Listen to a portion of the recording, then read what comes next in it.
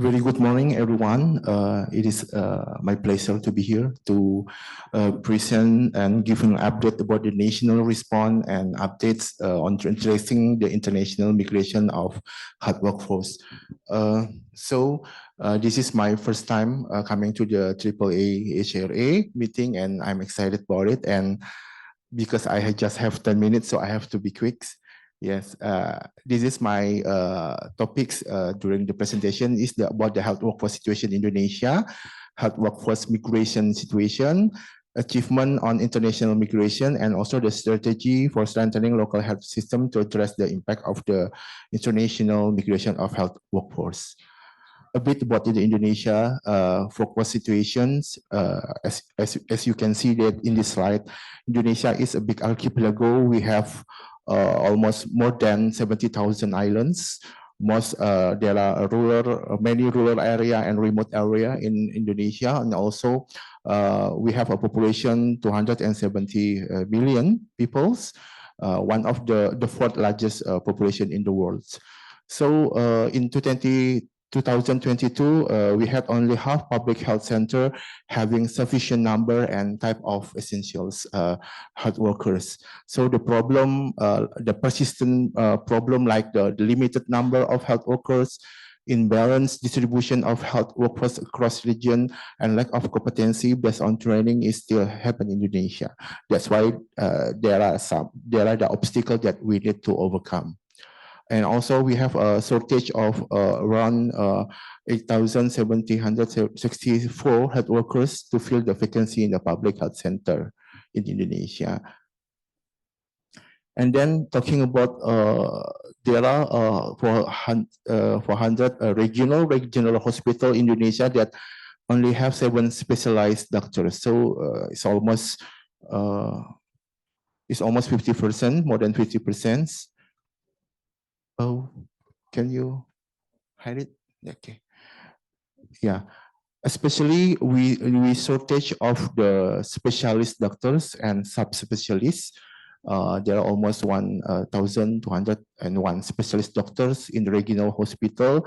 There are 7 profession of doctor that we really need, like internist, pediatrician, surgeon, obgyn, anesthesiologist, radiology, and clinical pathologist.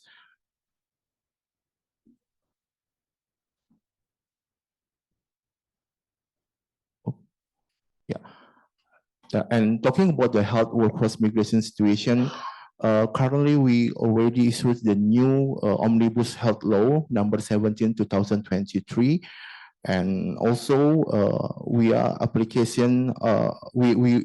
the application of the WHO Global Code of Practice on international recruitment of health personnel in the national policy. As we know that resources were held as one of the health system transformation pillars. And we promote also international migration through bilateral agreement and multilateral agreements. And talking about the new health law of Indonesia, we issued in August 2023 for the inflow of the health workforce. We issued the regulation of the health diaspora of Indonesia citizens who graduated overseas to support the availability of health workers. And we also utilizing the foreign health worker as part of the investment conducted by considering transfer of knowledge, skill, expertise, and technology, and also for domestic supply of Indonesia health workers. And for the outlaw, development of medical personnel and health workers of Indonesia can be done by considering the balance between the needs of medical personnel and health workers in Indonesia, with the opportunity for medical personnel and health workers of Indonesia citizens overseas. This is a table of the new law of Indonesia health law. We have 7 leniency of the new regulation for adaptation of program Indonesia, specialist doctor and graduated overseas. Right now, we are simplifying everything like this verification and assessment. We do handed by the committee, and then we monitor through the website, and then we also registration system we doing by web-based application, and then for the adaptation we give them STR is Indonesian is for the registration certificate. for during the adaptation time, our program, and then we do 2 years, and then based on the evaluation of the first years. And also the adaptation place will be in the hospital. We do give the incentives and adaptation fee. We are not giving any fee or is free of charge. We have the website here for the adaptation program of the doctor and doctor specialists. This is the chart we have under our new regulation. We have two paths, the regular and the exceptions. Regulars is for the 3 years foreigners who have practiced, and then the exception is only for the specialist, subspecialist who has graduated from the recognized or reputable university and minimum 2 years experience for the Indonesian graduated overseas and 5 years for the experienced foreigners. So also in other terms, like I mentioned before, that we still lack of the specialists and subspecialists of health workers. So we open this, and this is right now many doctors, specialists from diaspora or from the outside of Indonesia coming back to Indonesia for their services.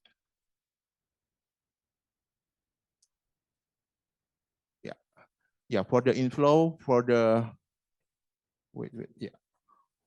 for the inflow, development of graduated overseas and foreign health professionals, we have 33 candidate adaptation program, medical specialists graduated from overseas from 10 countries during 2022 until 2023. Right now we have 19 medical specialists graduate overseas have been placed in our health facility, and 16 medical specialists graduate overseas to take additional competency in educational hospital. But we still have a challenges and opportunity here, like the challenges, the resistancy from the citizen of health workers. We have also the language barriers and also social integration, especially cultural issues. And also the opportunity with transfer of knowledge, skill, expertise, and technology, addressing the shortage and maldistribution of the health workers. We increase investment and overcoming the shortage in the rural area with the adaptation programs. Yeah, this is the achievement of the international migration for the outflow, especially for deployment of the health professional overseas, especially the nurses. We have 5,391 nurses have been deployed in more than 20 countries like Japan, Germany, Saudi Arabia, Singapore, Netherlands, Qatar, Kuwait, Oman, Malaysia, and Maldives, and UAE also during the 2019 and 2033. During the when we conducting the migration management of Indonesia health worker overseas, we do action of migration also, like the convention. Based on the convention of health workers, we disseminate the information to them, disseminate opportunity through online and online channel of Ministry of Health. We do a forum for sharing best practice, inviting the diaspora, and also pre-departure program, language training, culture orientation. And during the migration, we develop the online health workforce capacity through we have the learning management system called Pelataran Sehat. We do many training during the migrations, and then provide legal support for the health workers having difficulty or dispute with the employer at the country of destination, and joint monitoring and evaluation of deployment of health workforce overseas.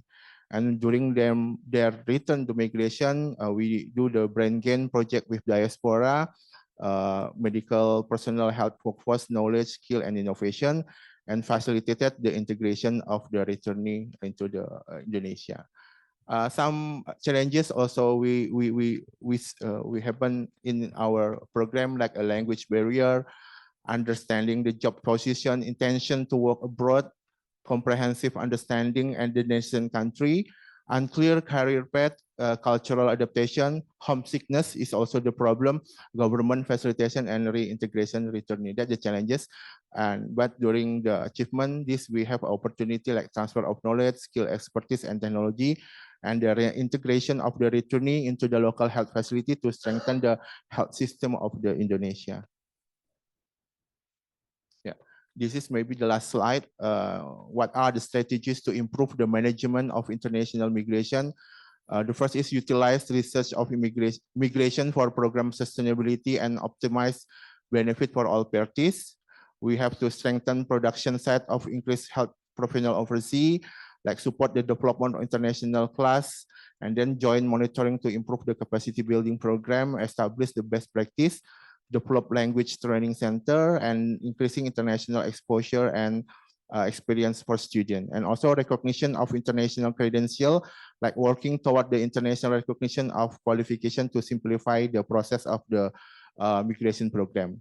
We do also collaboration with community organization, determining global HRA priority, technical support assisting the development, planning of HRH, and technical assistance and training. And also the global networking is one of the most important thing, creating platform for the health workforce to network internationally. This is my last slide. Thank you very much for your kind attention. Thank you. Okay. Thank you very much for Mr. Rupi Trilaksono.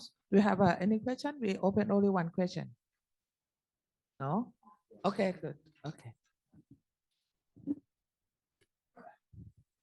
Thank you very much, Rupi. I really enjoyed your presentation. I especially appreciated the positive framing of the information, no? And I could sense that perhaps it's not just the framing, or you use the word achievements of HRH migration, where other countries, including the Philippines, would see it at one point attrition and something really bad. You framed it as achievements, both in training and also in deployment of HRH overseas.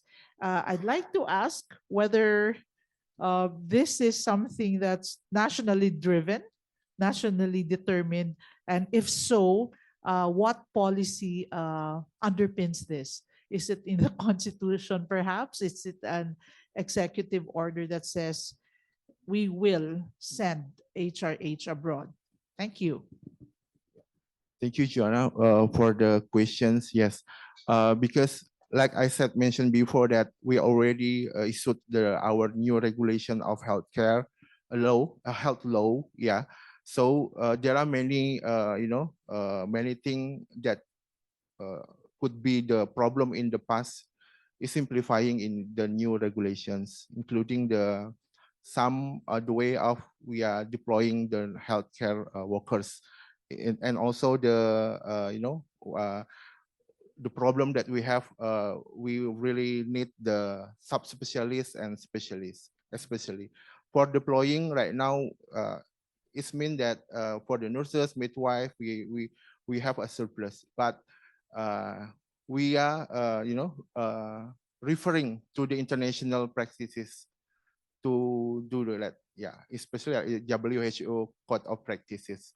That's why one of our regulation, the newest regulation, refer to the global practices to make it easier to deploy the health workers. Yeah. Okay, so another one question. Okay, I think that, yeah. How do you ensure that those who trained abroad for specialization actually come back? How do you monitor? Is there an agreement with the countries that you send the specialists to ensure that they actually come back? And what is the role of the destination country? Because that's very important, I think. Yeah, Thank you. for the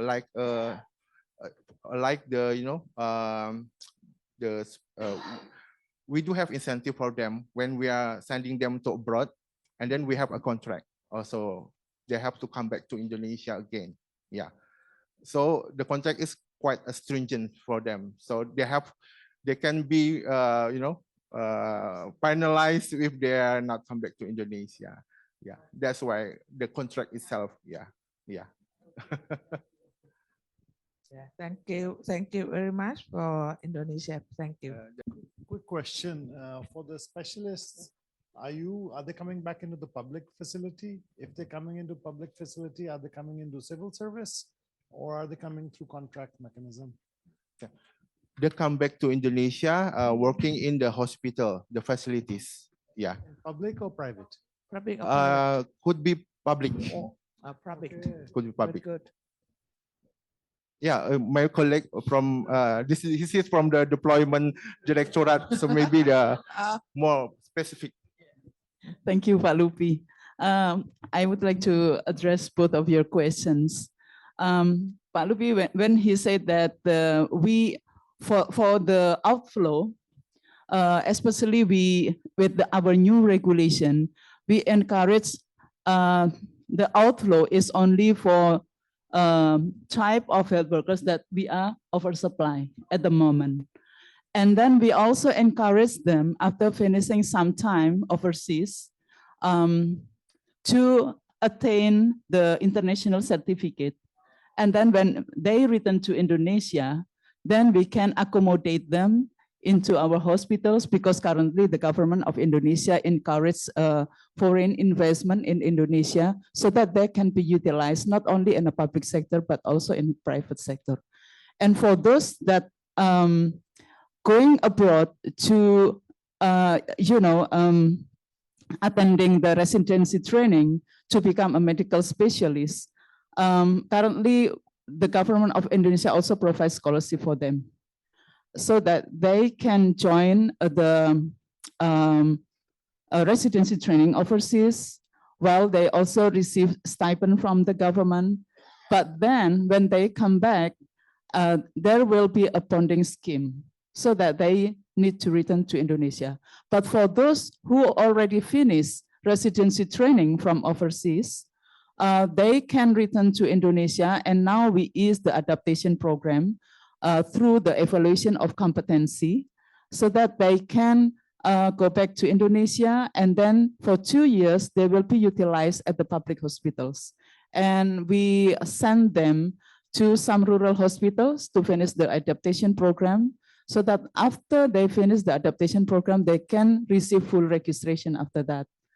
And we already had collaboration with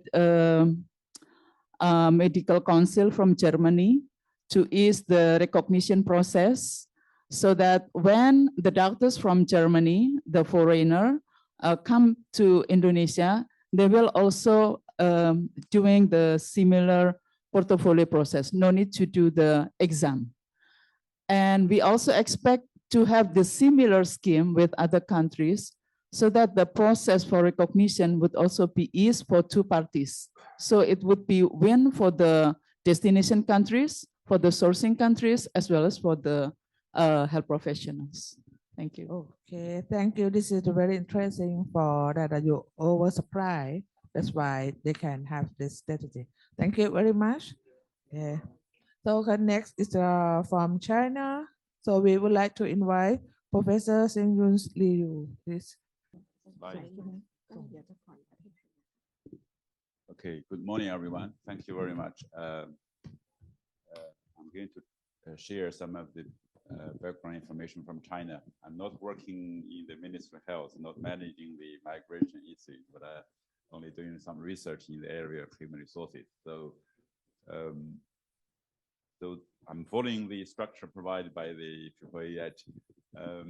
Some of the background information from China. China is the second largest, Indonesia the fourth. We have the second largest 1.4 billion population size. But one of the problems is in the recent year, with the rapid aging process, we are now having less and less population. Last year, the size of population by the end of 2003 is about 2 million less than the previous year. Now we are having the actual number of the population is decreasing, and the total fertility rate is only 1.08, which is very, very low. So in terms of the other change is the urbanization rate, very rapid urbanization. Many rural population now becoming urban residents, which cause a lot of problem in the healthcare system. So in terms of the health workforce, you can see this is the increasing trend of the total workforce size over the last 20 years.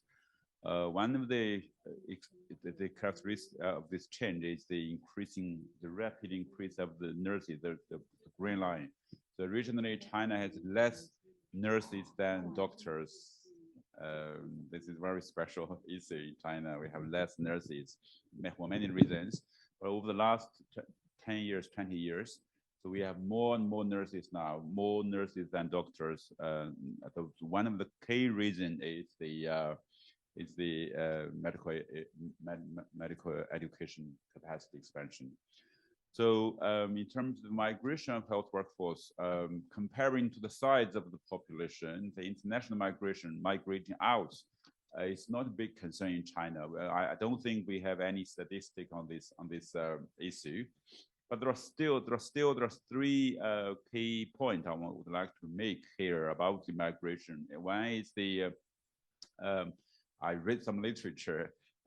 Since 1990s, China, the government organized some nurses to other countries, but this is kind of government behavior. So the government provide training, provide a certificate, and the group of nurses will go out to work in other countries. The destination countries are Australia, US, Singapore, UK.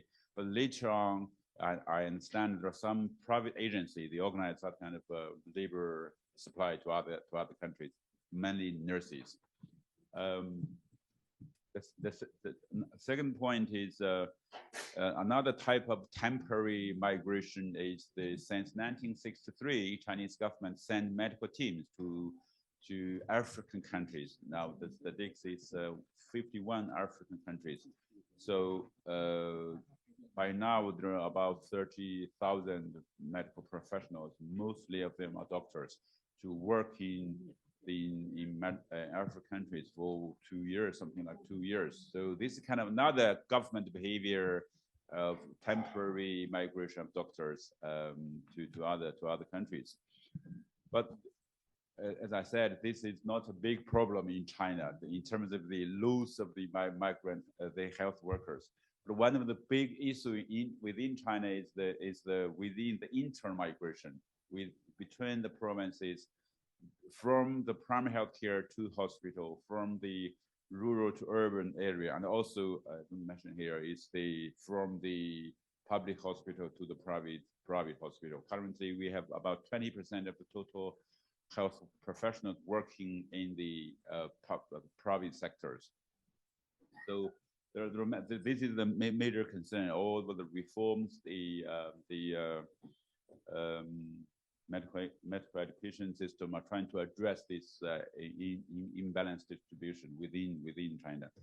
So one of the information here I would like to say is the expansion of medical education system. This is not only in the medical system, but also from the year of 2000. The higher education system is expanding very rapidly, including medical science. You can see the increasing trend of every year. Currently, about 1.5 million medical doctors are recruited into the medical university and colleges. Among them, nearly half of them are nurses. So that's the reason why we have more and more nurses now within the health system. So the education system is increasing, which causes some of the problem, because for some of the employment rate after graduation is our concern. But the health system recruit more and more health workforce. Finally, I think there's some final remarks is on the international migration. Although, as I said, China it's not a big concern to China for the international migration, but some 2 points. One is the government in terms of the nursing migrating out, in terms of the medical team sent to African countries. See, the government have authorized them to go out, and they have the record. They provide them with a certificate to go out. provide training to them. I think this is one of the points the government can have to understand the situation, the intensity of the problem. The second one is for this kind of government organized issue, the bilateral dialogue and agreement between the destination country and the sourcing country are very, very important. Thank you very much. Okay, thank you very much for Professor Ryu. So I think we have time to have one question for him. So maybe we can categorize question before we take a break. Okay, thank you very much. Okay, the next one is from Myanmar. So we would like to invite Dr. Pai Thitsar. He is the Assistant Director, the Foreign Relations Department of the Human Resource for Health, please.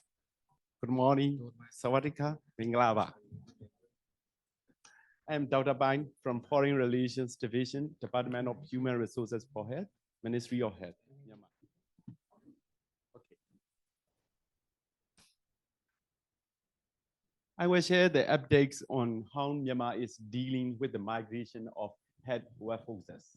And regarding the population structures and health workforce situation, Myanmar population is over 53 million with 66.8 life expectancy, 1,326 GDP per capita, 56 UAC service coverage index.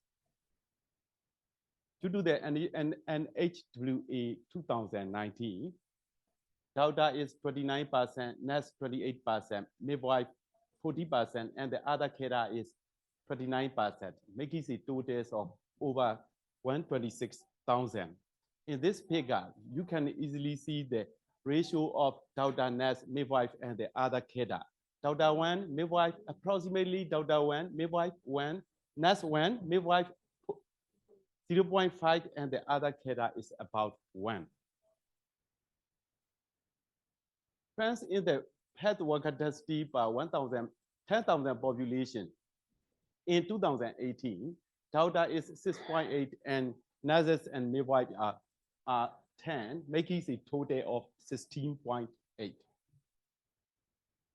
In the projected stop of Deltas and nurses in 2030, an estimated gap of approximately 30,000 to 40,000 Deltas and 100,000 to 200,000 nurses is projected with the global threshold.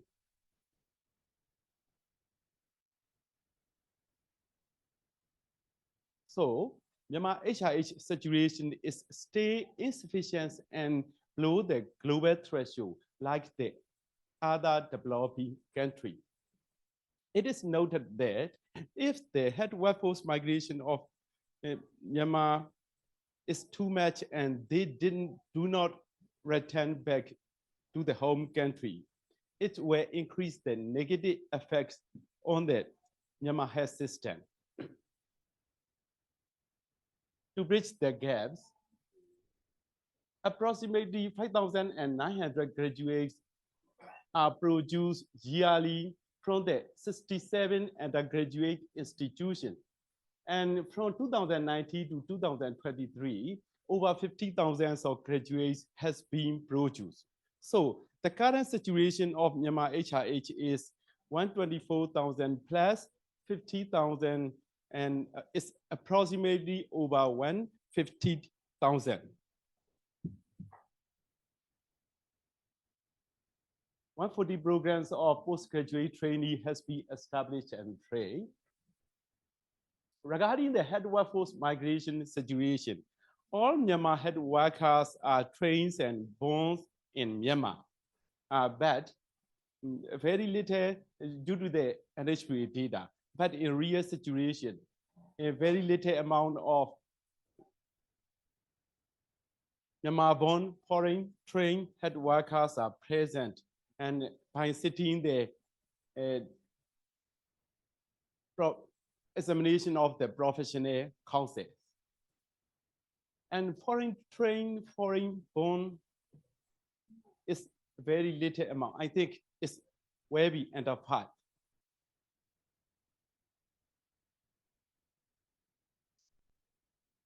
data collections on migrations of Myanmar head workforces to the foreign country present challenges, and it needs cooperations and collaboration between the government and the professional council of the Myanmar and the destination country and the head workforce.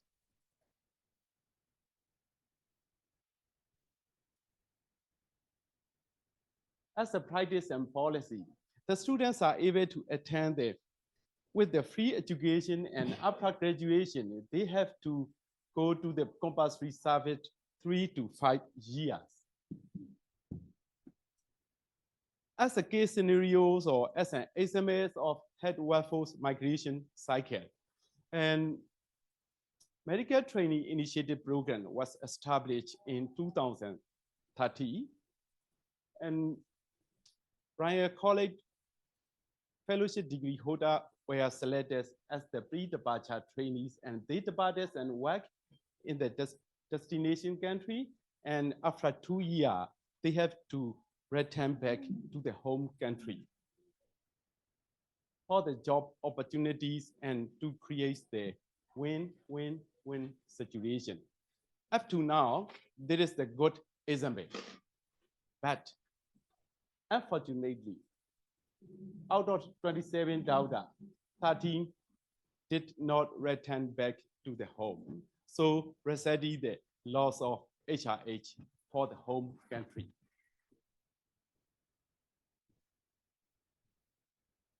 Similar cases are also seen in international training. And Myanmar faculty sent about 494 to the foreign trainee. Out of 494, 57 did not return back. I just show as an example how migrate and how effects on the source country.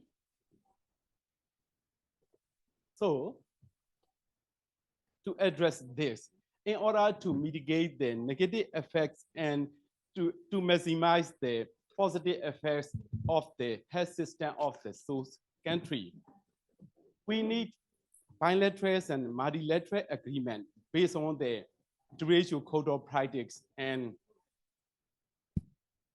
head workforce migration cycle. Just started, we had to choose the 3 categories and choose the source country because we are sending country.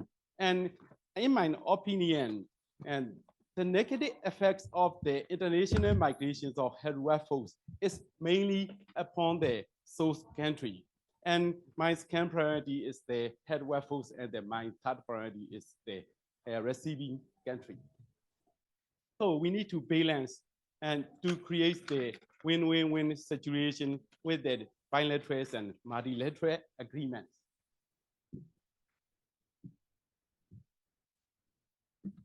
I just presented as some focus points, and it do not constitute any commitments button for this slide. Thank you. Thank you. Okay, thank you very much. Because we run out of time, so we will continue to more country and then we set the question. Okay. So next presenter is from PDR. That is Dr.Sengthida Sivilay. She is Director General of Cabinet Office Technical Officers of Department of Health, Personnel Ministry of Health of PDR. So, this is good. Okay.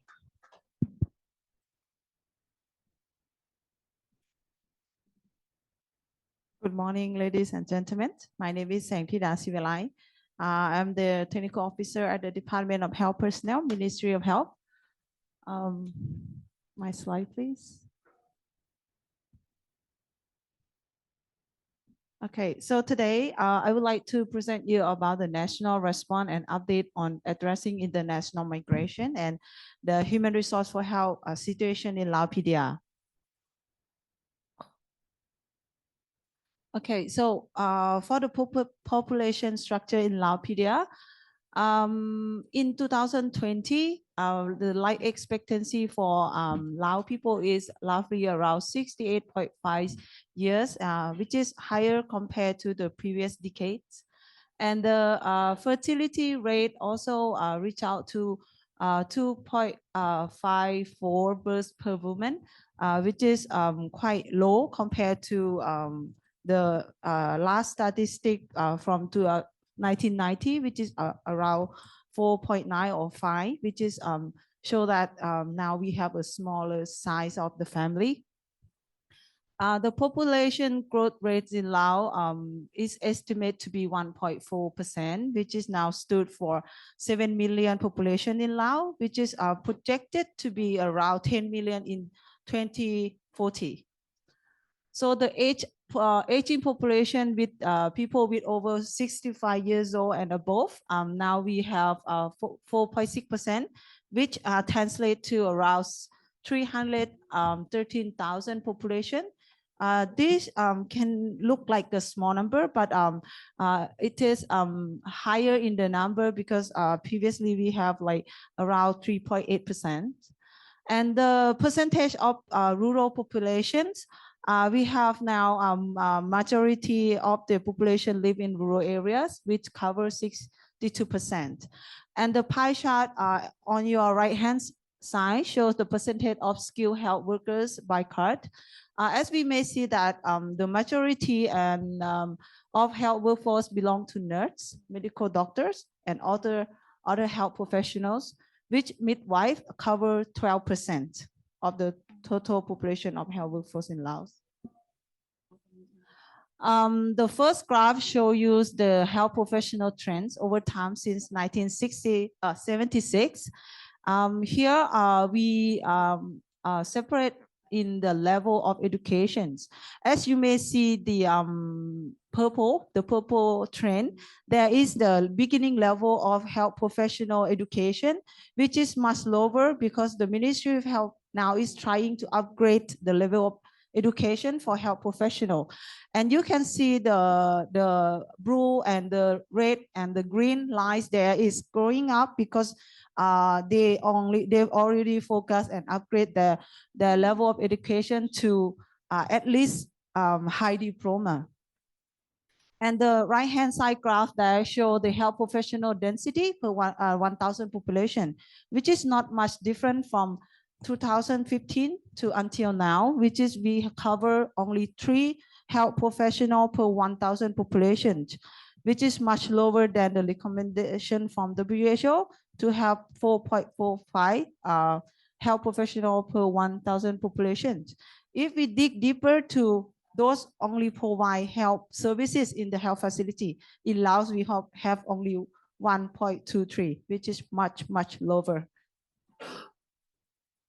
So here is the graph showing you that the new graduate and the recruitment in Laos is only relying on the quota provided from the government, the Ministry of Home Affairs.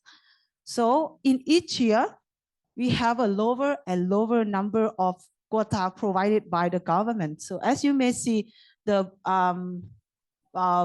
orange chart there, only in 2014 that we have 4,000 posts.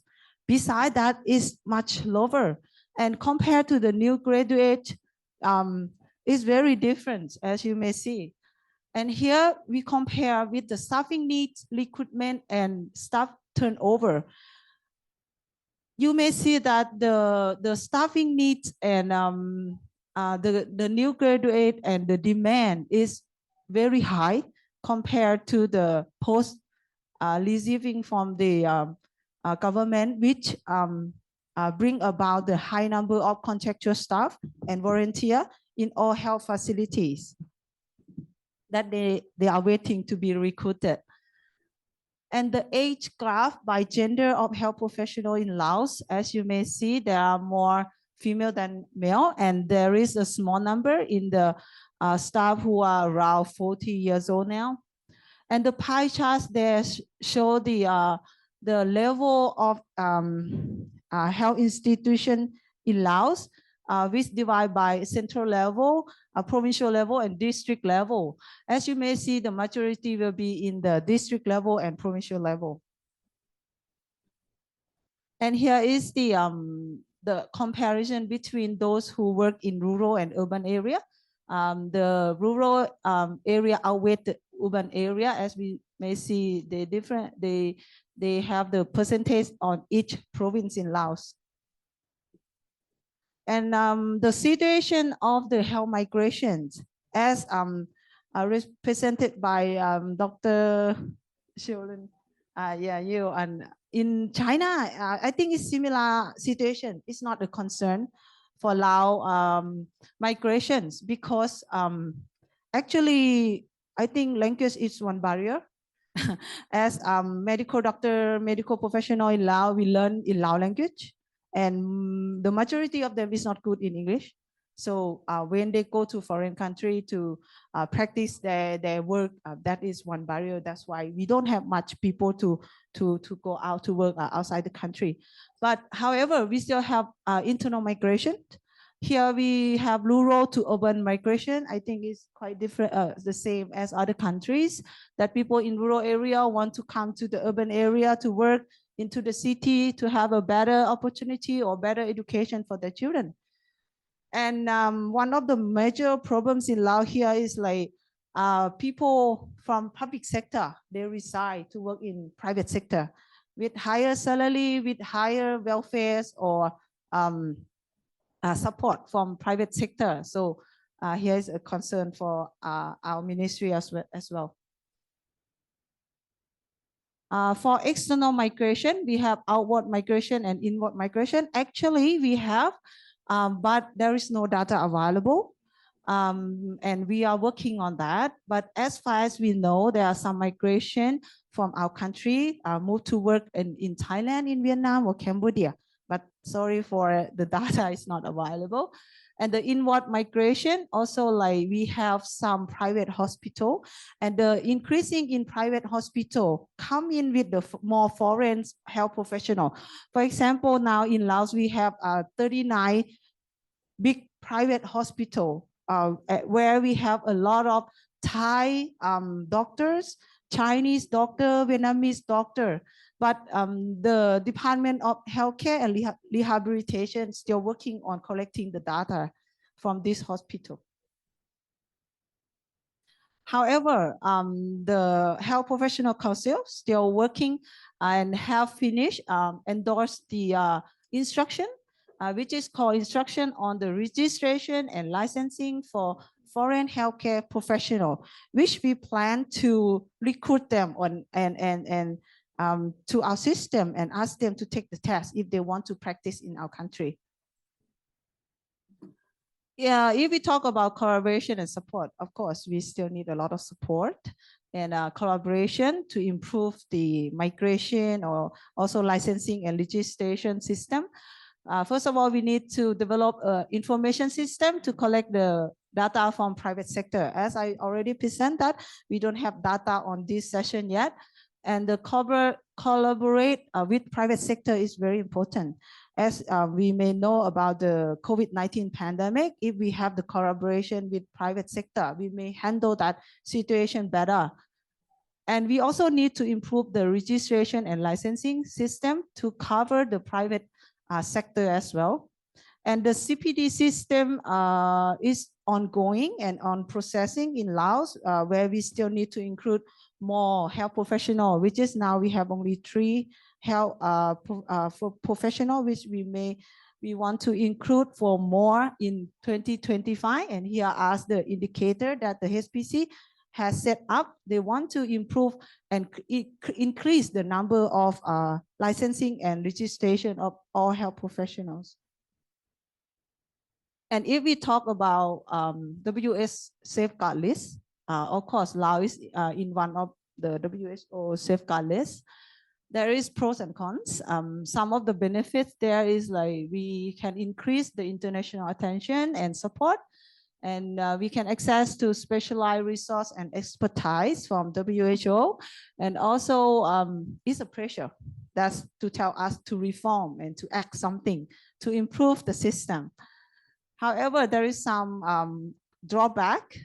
For example, the discouragement from the health professional themselves, like they work hard and they have to work harder in order to tackle the issues. And also like there is a little issue on the travel restriction, because if we are in the list, it shows that we are in high risk country to enter. So that might be like some kind of, okay, this is a dangerous country if we hear from the tourist voice. Last but not least, I want to show you the human resource for health development strategy developed by our department, where we have set up the 3 directions. First, to improve the stewardship, and the second is to ensuring the right health workforce in the right place, and the third is doing the right, doing things in the right way. And in this human resource development strategy, we have set up 5 main strategic objectives and some of the priority and action plan, which is we have a detailed action plan, each indicator and activity, and to reach finish year by year, which is Dr. Backdrop here help us to develop the action plan. And we already, this strategy is endorsed by the minister last year, and we expect to disseminate throughout the country next month. So this is the end of my presentation. Thank you. Okay. Thank you very much, Dr.Sengthida. So we would like to continue to Sri Lanka. So we would like to invite Dr. Sunil D. Alwis. He is Additional Secretary Medical Services for Ministry of Health, Sri Lanka. Okay. You have 10 minutes, please. Presentation. Very good morning to all of you. I'm Dr. Sunil D. Alwis. I'm the Additional Secretary Medical Services, and the Human Resource Unit in the Ministry of Health is functioning under my purview. So that I'm working in this field for 15 years and more. So next slide will be.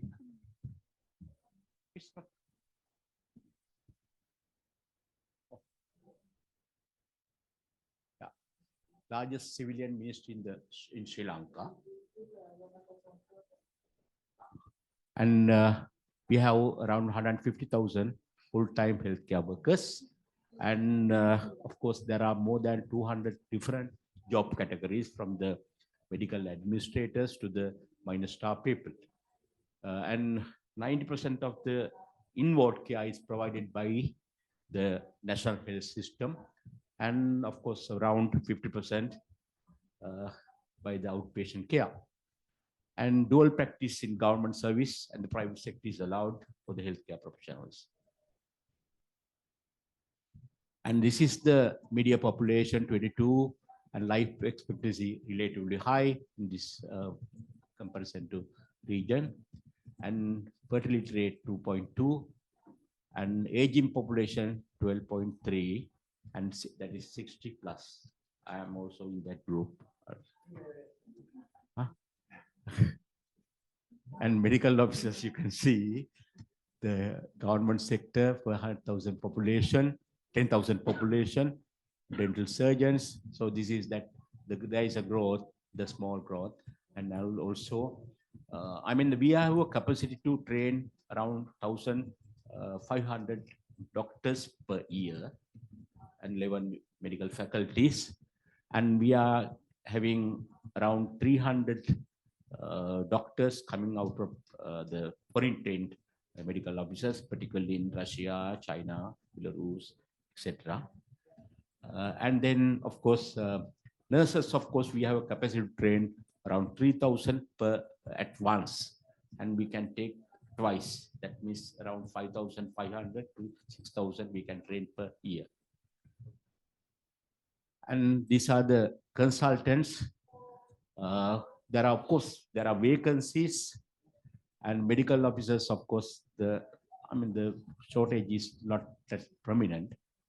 And nursing officers, of course, almost the card is full. And because there are around 10,000 at the moment in the nursing faculties and the nursing schools. So midwives is a serious issue, and we have 1,956 at the moment, the vacancies, and it is very difficult to get them into the system because the appealing, they are not entering into the midwifery courses as such as doctors or nurses. And then we have due to financial situation constraints have occurred in 2022 onwards. The recruitment to the government sector is limited, but not for the doctors or the nurses as such. And we have at the same time government considered that our government service is too large. So therefore, they have encouraged people to leave from the government service for foreign employments. So because as a result, mostly government expect that none other than health workers or engineers to leave. But the thing happened the other way. Mostly doctors and engineers left the country for the foreign employment, particularly the Western world and the Australia, New Zealand, etc. And also our government imposed heavy taxes, direct taxes on public servants, the salaries. So around 25% of the salary is paid as taxes. So therefore, there is a general dissatisfaction among healthcare professionals. Therefore, they are leaving the country for foreign employment, and high inflation is still there, and other demotivating factors, family well-being. They don't need the financial and social stability in their families, and they have to work away from the home because we give the appointments. Distribution is essentially on merit order. So those who are passing out as the number one, he can work anywhere in the country, he can choose. But the last one has no choice, that he has to go wherever we post him. And also, professional development opportunities, postgraduate opportunity, and the education opportunities are limited since PGIM has limited capacity and very competitive. But at the same time, in Sri Lanka, the primary, secondary, tertiary, even the postgraduate education is free of charge, completely free of charge, like health. Health, of course, there's a private sector, yet the government sector is prominent. And there are some administrative issues, delays in transfers, promotion, etc. And this is the picture of the migration, HRH, no pay leave. So there is a committee in the Ministry of Health headed by me, and that we approve the leave for the foreign and the medical doctors and other categories for foreign employment. So after 22, there is the high level of leaving the country. They leave the country because of due to other reasons that I have mentioned. And of course, some people go no pay leave, some just vacation of post and resign, retired, and total. Our retiring age also, initially it was 60, and then government made it 63 and made it 65 and again made it 63 for the healthcare professionals. And then there's a fluctuation of that day, the retirement age also. So job category, health for migration situation, you can see that medical consultants live in the country, and you can see that in 2023, 126 have gone already. And that is in addition to the VOP, vacation of post. And also the nursing officers also, at the moment, as far as I know, around 2,000 have gone abroad, particularly the Middle Eastern countries, UK and USA and etc. and Singapore. And there are push factors and pull factors. The salaries are relatively low, but in government salary structure, we are the highest probably. Right? Yet they are not happy with the salary structure. And recently also the government increased the salaries, the allowance of doctors, that disturbance allowance and other allowance being increased handsomely, I mean, the very substantial manner. And high inflation, declination of work in rural areas, no pay leave scheme without effect into the seniority. And also low standards of life for the doctors consider that is not enough, particularly those people who have worked abroad and trained abroad, they think that is not up to the standards. And also pulling factors. Of course, there are people are leaving because there are vacancies in most of the countries for the health workforce, particularly in the Western world, and better remuneration packages, better prospect for career development, social security, standards of life, and also the education of children. And you can see that migration situation made by card. Okay. So this is the picture: midwives, pharmacists, specialists. So 6.13 have already migrated out of specialists, particularly the neurosurgeons, psychiatrists, judicial medical work, I mean the specialists, emergency physicians. They are having the most demand in these countries.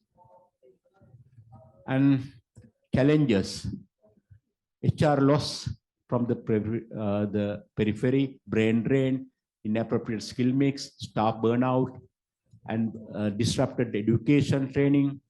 And because we lose the best people,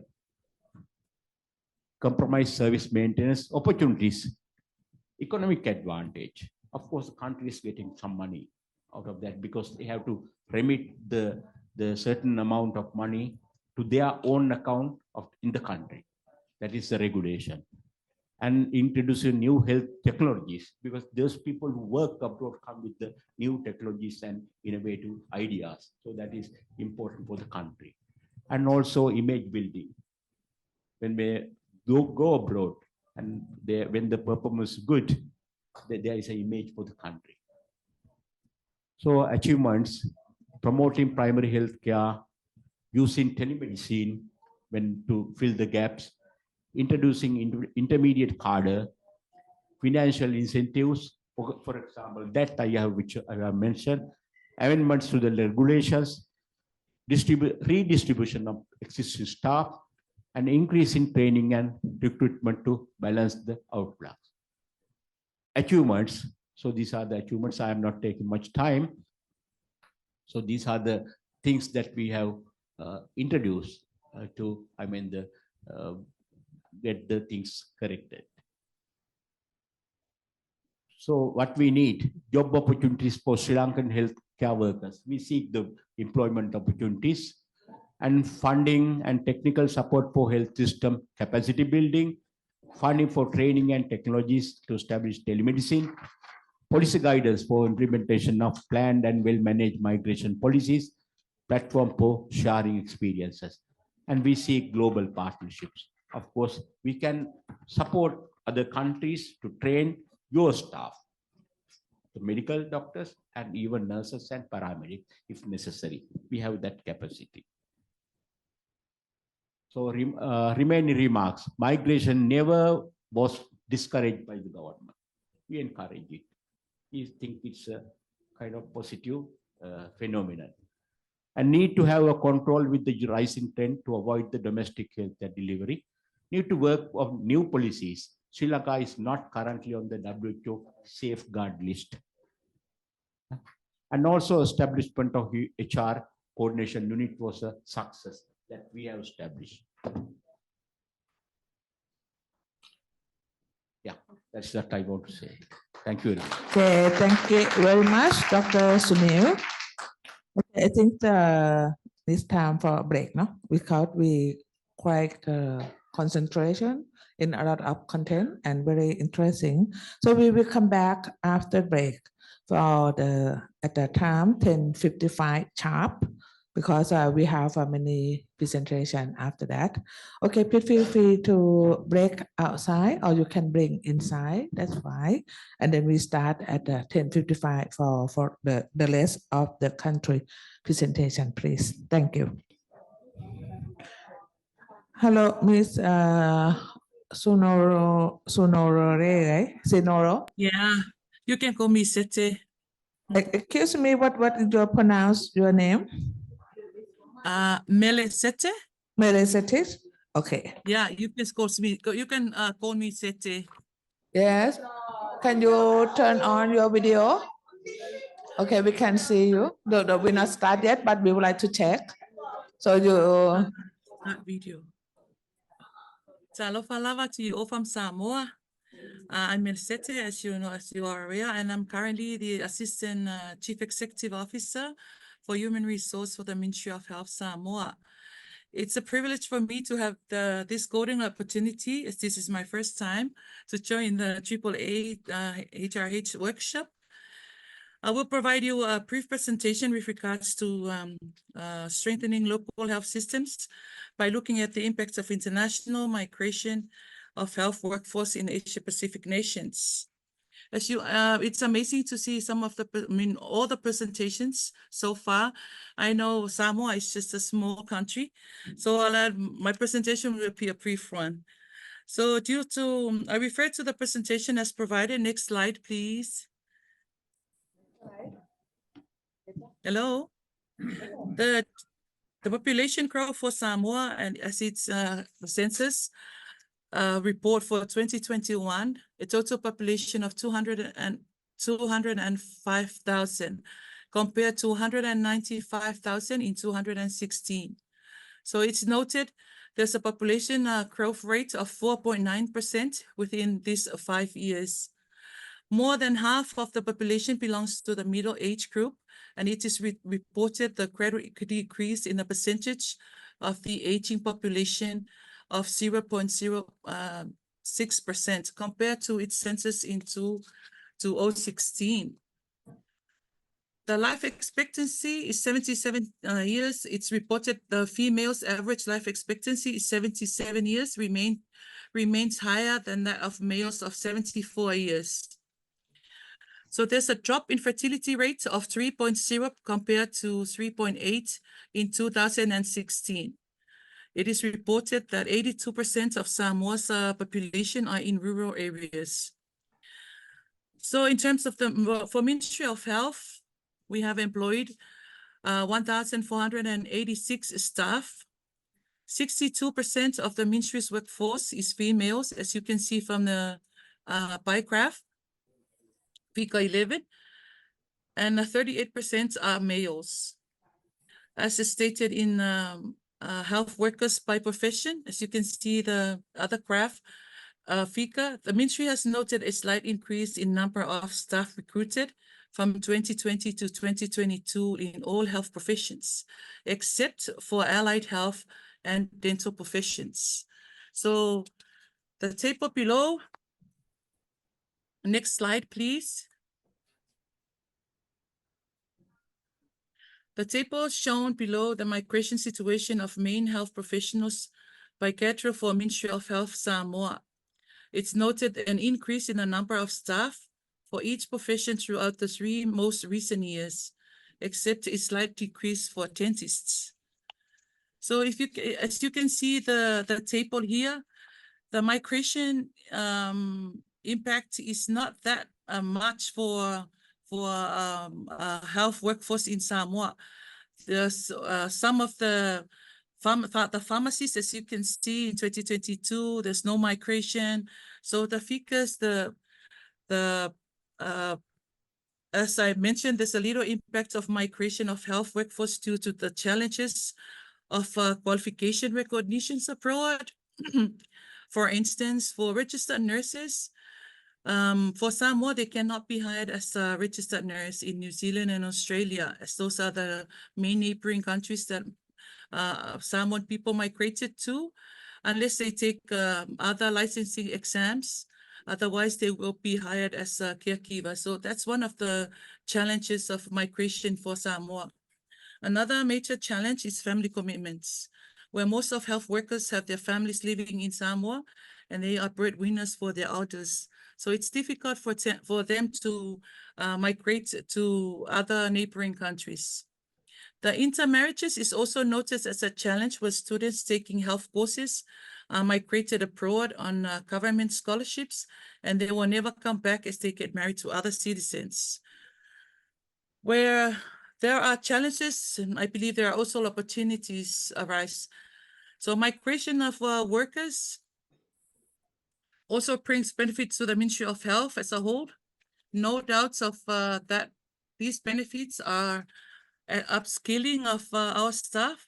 They adopt the best practices from abroad. They also like clinical exposure for them, better salary and benefits they get from migration, from jobs abroad.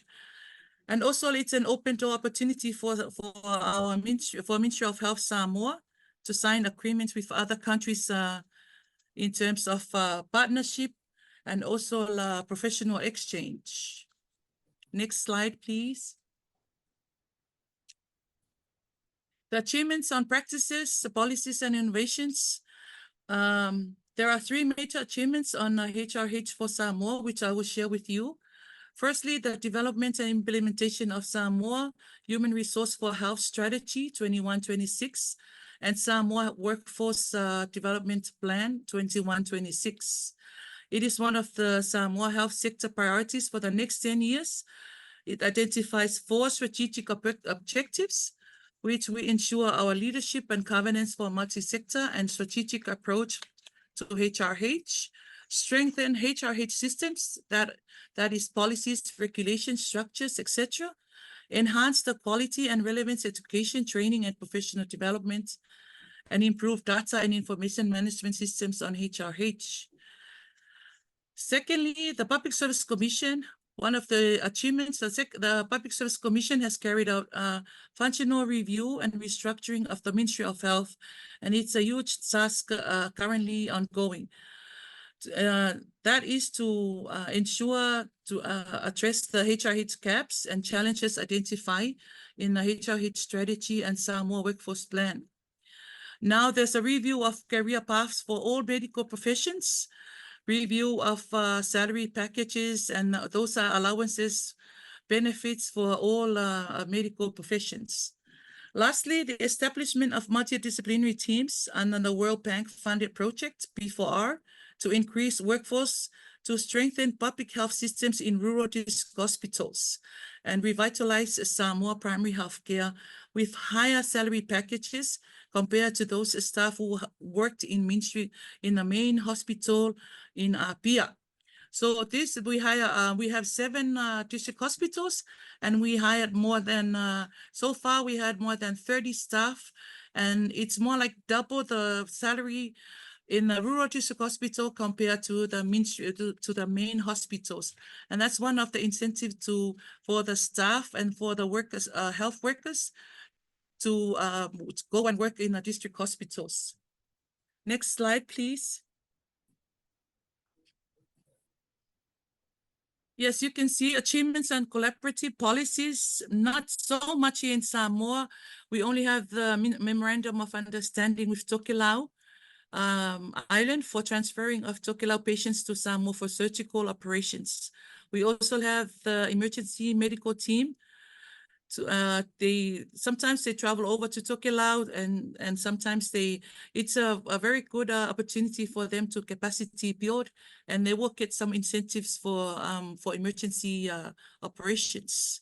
It also generates revenue for the Ministry of Health in terms of operations costs.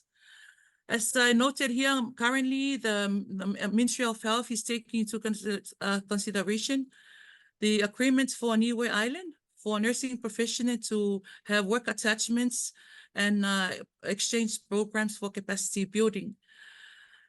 Previously, there were also programs and work attachments and initiatives for medical officers to work abroad. And for these programs, they it's halt at the moment, on hold at the moment due to government policies, change in government policies. Currently, there are also postgraduate qualifications in specialty areas with staff taking training attachments like ophthalmology. They go to New Zealand and Fiji. They work for like 1 year and come back, and it's part of the postgraduate qualifications requirements. Next slide, please. Okay, for collaboration and support needs for regional partnerships, yeah, we need, as usual, money and people. There were never enough. We advertise 6 specialists with very high salary for locums and attract specialists from around the region to come and work in Samoa to help with our short staff. And we need, especially, we need specialized medical officers for pathology and cardiology. So qualified health, we need qualified health-related trainers to upskill our health workers in country. And we also need more scholarship and training opportunities for to upskill and upgrade our staff. For global partnerships, we need funding, financial assistance. Last slide, please. Lastly, our final remarks, we, aside from capacity building for nursing and medical officers, we also need to look at the capacity building on public health, governance, clinical support services, policies, national health accounts, finance, and human resource. Our second, we also need support in terms of health information systems that is trying to enhance patient information across Samoa by having e-copies and e-health informations, and also the reviewing our salary package for all our health workers to ensure we have the right salary package for all health workers.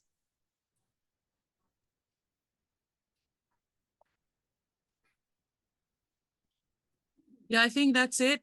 Thank you very much for your attention. Okay, thank you very much.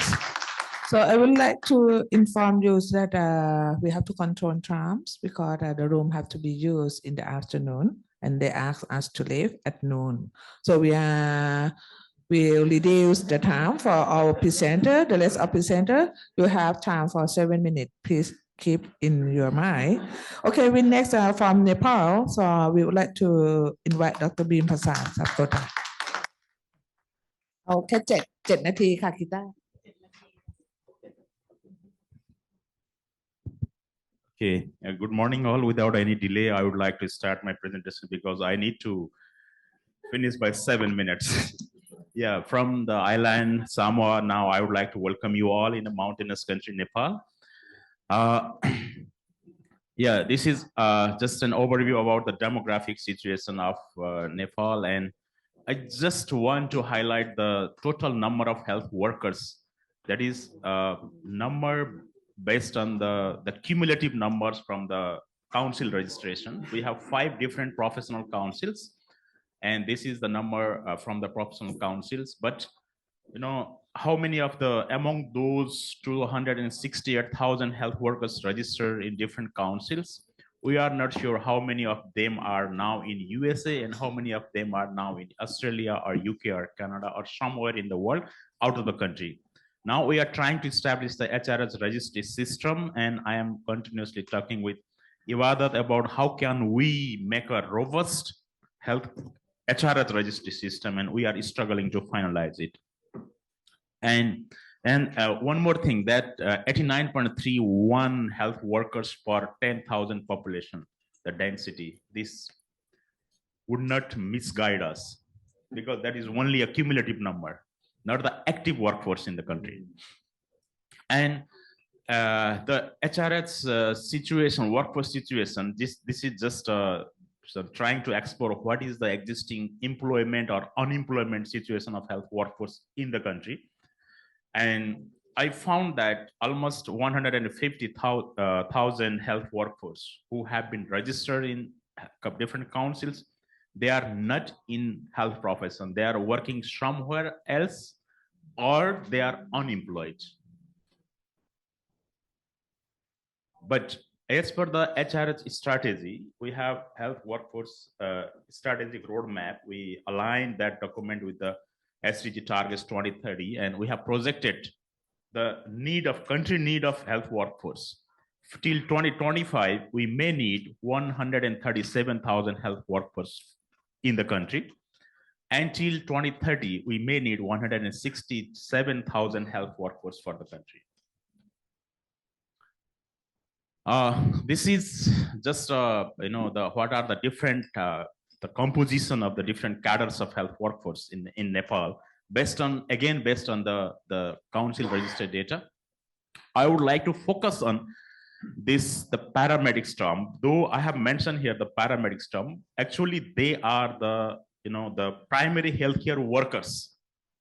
They are community medical assistants or health assistants who are working in community at and below district health system level. And they are the real backbone of our health system. And I would like to salute them from this floor for their contribution. And this is the highest proportion. And I was trying to figure out in a previous country's presentation, what is the proportion of the health workers and doctors or the nurses in previous countries' presentation. I found some countries, they have doctors highest proportion, some countries, they have nurses in higher proportion. But in Nepalese context, they have the primary healthcare workers. Yeah, and our challenges about the migration is, we don't have the actual formal record of migrated health workers. Most of the health workers, they are flying away for the study purpose in the student visa. And when they went there, when they reached there and they got some education, and then they never come back to country and they stay there for a health worker. That's why we don't have the actual formal record of, and we have some pushing factor for health workers in both in formal sector and informal sector. These pushing factors are, there are so many, but I have just mentioned a few here. And some silver linings are there in the migration issues. In the history of in Nepalese migration history of health workers, we have just did the bilateral agreement between British government and the Nepal government for migration of health workers or nurses from Nepal to Britain. And this is the only one bilateral agreement, labor agreement. For the general labor workers, there are so many, but for the health workers, only with the British government. And we have the excess production of mid-level health workforce, the paramedics or others. And we have the strong medical education commission and the 5 different councils. They are structurally and functionally strong, and they are working under the governance structure of Ministry of Health and Population. But the medical education commission is strong, and that is led by the Prime Minister. And the major issue is, for our context, we are not welcoming any health workers in our country, but our health workers are going out. That's why our issue is the out migration, not the in migration. And the next issue is internal migration or rural retention of health workforce. We are struggling to retain our health force in the rural area. And there are some of the achievements that we did. We have some compulsory working provision for the scholarship holders or scholarship bond for the HRS retention in rural areas. And we are the MOSP, the current minister, he is so strongly advocating with the parliamentarians and the Minister of Finance about we need to increase the sanction position for the health workforce in the public sector. That is currently the minister is so strongly advocating for that. And the HRS producing institutions, now we are trying to establish at least one government-owned health institution producing the HRS in all 7 provinces. At least one in each provinces. We are trying to establish that. And these are some of the points that I would like to mention here, but for the sake of saving time, I would just skip this. Oh, but I have one point here I need to mention. Yes, for the regional partnership, I would raise the concept or idea of establishing some regional accreditation agency or regional body to accredit the curriculum or the licensing exam or the skill test, the common skill test or common licensing exam provision in the region. At least let us start from the Southeast Asia region or expanding that. And in the global partnership, I would like to highlight about the global HRS bank. Is it possible to establish HRS bank globally? And if I have the plenty of nurses, and those nurses are the skilled and they are competent globally, then I means Nepal will debit those nurses in that HRS bank. And if Japan or USA or Canada or Britain or Germany, they are in need of those nurses, then they will credit those health workers from that bank. That's why this is it seems silly idea initially, but if we can start to think about it, then let us start to think about the HRS bank in the global level, or at least in the regional level. That could be a good example of partnership in regional or global level.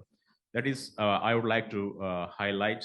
And about the safeguard issue of WHO, I would like to make a gentle request to WHO further rethink about those safeguard criteria.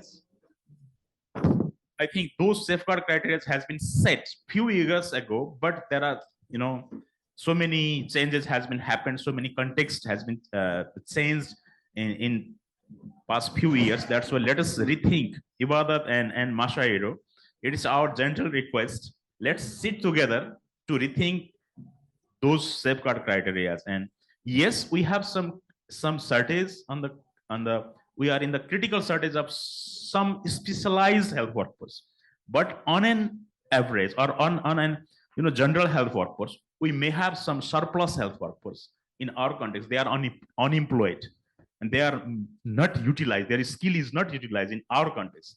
Then if they are globally competent, let them go abroad and they let them utilize their skill. Okay, now it is obvious that since yesterday and today we are discussing, we cannot stop migration. Migration is a global phenomenon, and let's manage it through HRS Bank. Thank you all. Namaste. Okay, thank you very much. The presenter is Mr. Bat-Ireedui Battsooj from the Secretary of the Mongolian Association from Health Sector Human Resource Development. Sorry, Dr. Hani. So we will after Mongolia, please. Yeah.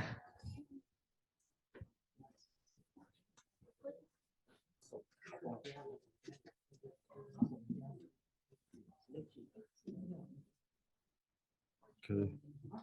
Just to save time, I'm presenting. Put your microphone more closer. Thank you. Thank you. Just to save time, I'm presenting for Jordan. First of all, I want to thank the AAH meeting for organizing this and all the presenters for sharing this knowledge for each of the countries.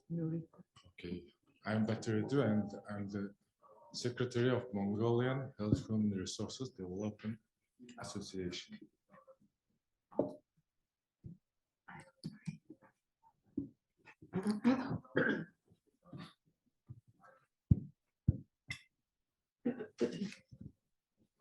Okay, Mongolia is a landlocked country between Russia and China, and we are the 19th largest country in the world, and our population is just 3.4 million people, and we have 21 provinces and 303 units, or we call it the SOMs. And we have a 4 seasons. In the winter times, it can reach up to 40 degrees, and in the summer times, it can reach up to 35 degrees. And our population structure is average life expectancy of Mongolian people is 71 years, and fertility rate is very low, 0.2 percentage. And the aging population of above 65 is 4.8 percentage, and the rural population is 32 percentage. And on the pyramid structure, we can see that we are having a lot of younger generation are coming, and we're seeing this opportunity for our nation. And we need to practice our young generation on the early age. And we can see it on the third chart. The average life expectancy of women is 76 years, and the average life expectancy of men is 67 years. The gap difference is almost 10 years between women and men. And for workforce situation in Mongolia, and where majority of our skilled workers are nurses and doctors, and almost 60% of our workforces are nurses and doctors. And on the second chart, we can see the health professional density of 10,000 population over time by country. And we can see that our increasing in the chart, but on the workforce, we are having 60% shortage for nurses and doctors and other health professionals. And the ratio of nurses to doctors is 1:1. So we're having a shortage of nurses 3 times higher. So it means 1 nurse doing 3 men's job. And in this slide, the health workforce migration situation and the domestic migration situation we're having is a private hospital. Our nurses, doctors migrating to private hospitals. It's because the higher salary, less work time, less stress, and other industries. We are having a crisis in international migration. Most of our workers migrating to Korea, Japan, USA, or Australia. And the recent cause of migration, this is a 2022 research, and it's a personal reasons, majority of people. And we are seeing this, they're working abroad, illegal, doing labor works. Migration situation, health professionals by country. And as we can see that we're losing every year 30% of our health workforce. It means 1 in 3 professionals are leaving every year. So it's a very big situation in Mongolia. And the challenges in migration situation is dismissal, salary is low, multitasking, and working overtime and heavy workload. On the average, on 1 nurse can serve 100 patients on night shift alone. So it's a very hard working conditions. And we are seeing these opportunities. We can increase the salary and increase the number of posts, and to include children childcare services. And in Mongolia, some of the people, some of our doctors and nurses are willing to work in rural areas, but they cannot bring their family because there is no housing, no accommodations. We can see this as opportunity as well. And in 2020, the government implemented the following 3 policies. And lowering entrance exam score, for 2020 it was 500, and after 2020 gone 450. It means that we can it opens to accessible to more people. And assistant nurses, it become free. If you're studying in assistant nurses in Mongolia, you can study it free. Third, we reduce the tuition fees for up to 100%.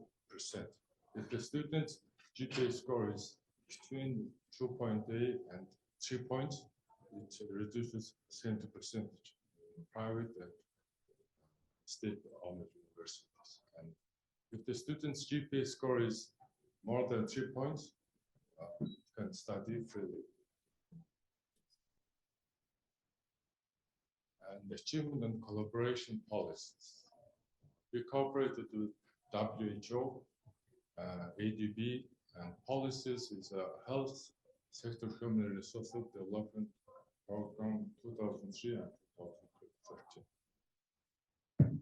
Measurements contracts were made for doctors for work in local areas for 3 to 5 years and increased their salaries.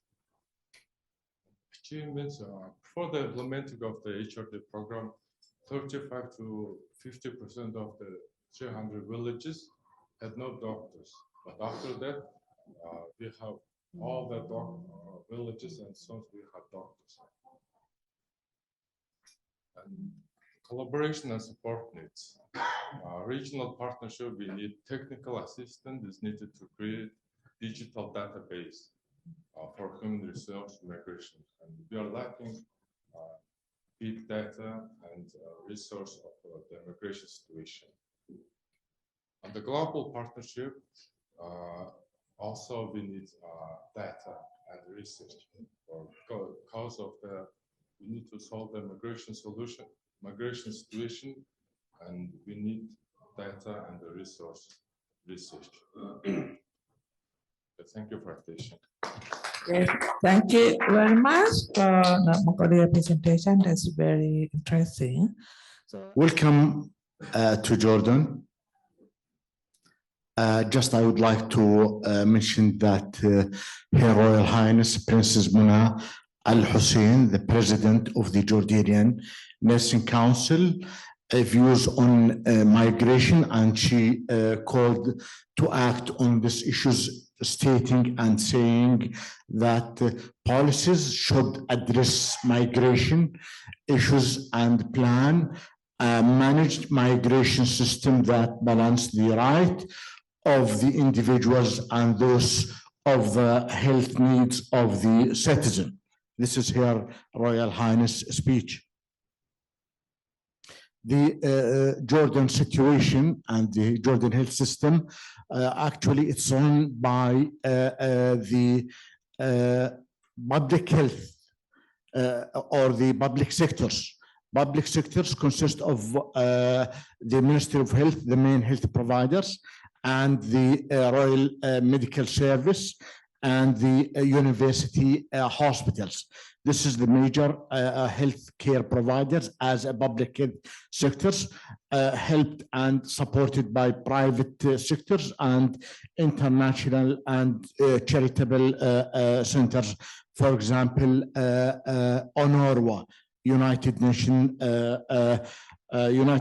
Relief and Work Agencies for Palestinian refugees in the East area. So this is the in general, and other clinics service of charitable organizations. The councils and organizations, we have Higher Health Council, we have Jordanian Medical Council, we have Jordanian Nursing Council, and Food and Drug Administrations, and another, and the professional unions. This is all the institutions or councils that regulate the professions, the medical health and medical professions. The population structures of the healthcare workers in Jordan represent that the populations, the life expectancy is 47, and the fertility rate is 2.87, and the population growth is 1.2, and the aging percentage is 4% of the total population. The rural area populations are 8% of the total population.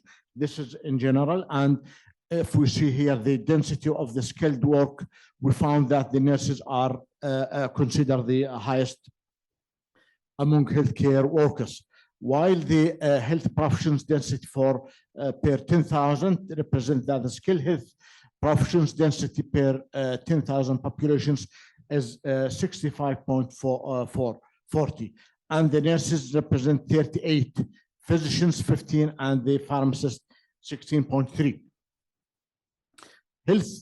Jordan health workforce migration situation. Actually, there is no accurate migration data represent Jordan situations and no information about private sector. This is to state it in front. Therefore, the total number of nurses in Jordan is 42,396. This is based on the WHO, based on the Ministry of Health report 2022. And 1,443 Jordanian nurses received unpaid leave from the Ministry of Health to work overseas. The Ministry of Health has some regulations for their staff to give them unpaid leave. So they can allow them to work overseas, but with certain circumstances. While the data from the Jordanian nurses and midwife syndicate represent that 4,976 nurses, Jordanian nurses, are working overseas. This is the actual data available, but there's no information system regulate these things. Health workforce migration situations. There's no available data, as I mentioned, since the recruitment process used to be through private recruitment agencies. Just companies, they recruit, advertise, and they get the staff. There's no actual body regulate and manage these things. The challenge and the opportunities, we need legal and administrative issues for licensing. We need mutual collaboration and mutual agreement between countries for licensure, and legal administrations issues for migrations, and financial issue and language barriers. We need also to find and have solution for that. The opportunities, global network and connections, and we are here for these issues and these things, and innovations in policy and practice, and economic contributions. Achievement, the achievement in Jordan. We have now a triple win program in Germany. This is a company, German company, came to Jordan, and we have an agreement with them to take some nurses from Jordan based on certain criteria. So this is one of the achievements. Also, labor market information system, LMIS, we were able now in the Jordanian Nursing Council to establish a labor market information system, and we have a coordinator in each sector to provide us with information about the nurses. So after a while, we will have a full data about all our nurses in Jordan. They are in Jordan, they are retired, they are overseas, what male, female, everything, their specialization. So in the coming year, we will have based on the system that we developed already. Also special MOUs between Jordanian Nursing Council and other countries to recruit nurses for Jordan. We are in negotiation with Cleveland Land Hospital in UK. Also the Jordanian Nursing Council seeking to establish a special center to train and prepare the Jordanian nurses to work overseas. We want to prepare them in terms of cultural issues and language as well. Some challenges and opportunities. One of the challenges, we need to establish a national steering committee for the migration of the nurses. It aims to regulate the migration of nurses by develop strategies and track the nurses and develop ethical recruitment strategies. These and the other things we are looking for to develop a national plan for data improvement of immigration in Jordan. Collaboration and the regional partnership and impact remarks. First, we are looking for manage and regulate health workforce, active policy to enhance migration process between countries to ensure ethical recruitment practice to improve workforce retention in source countries.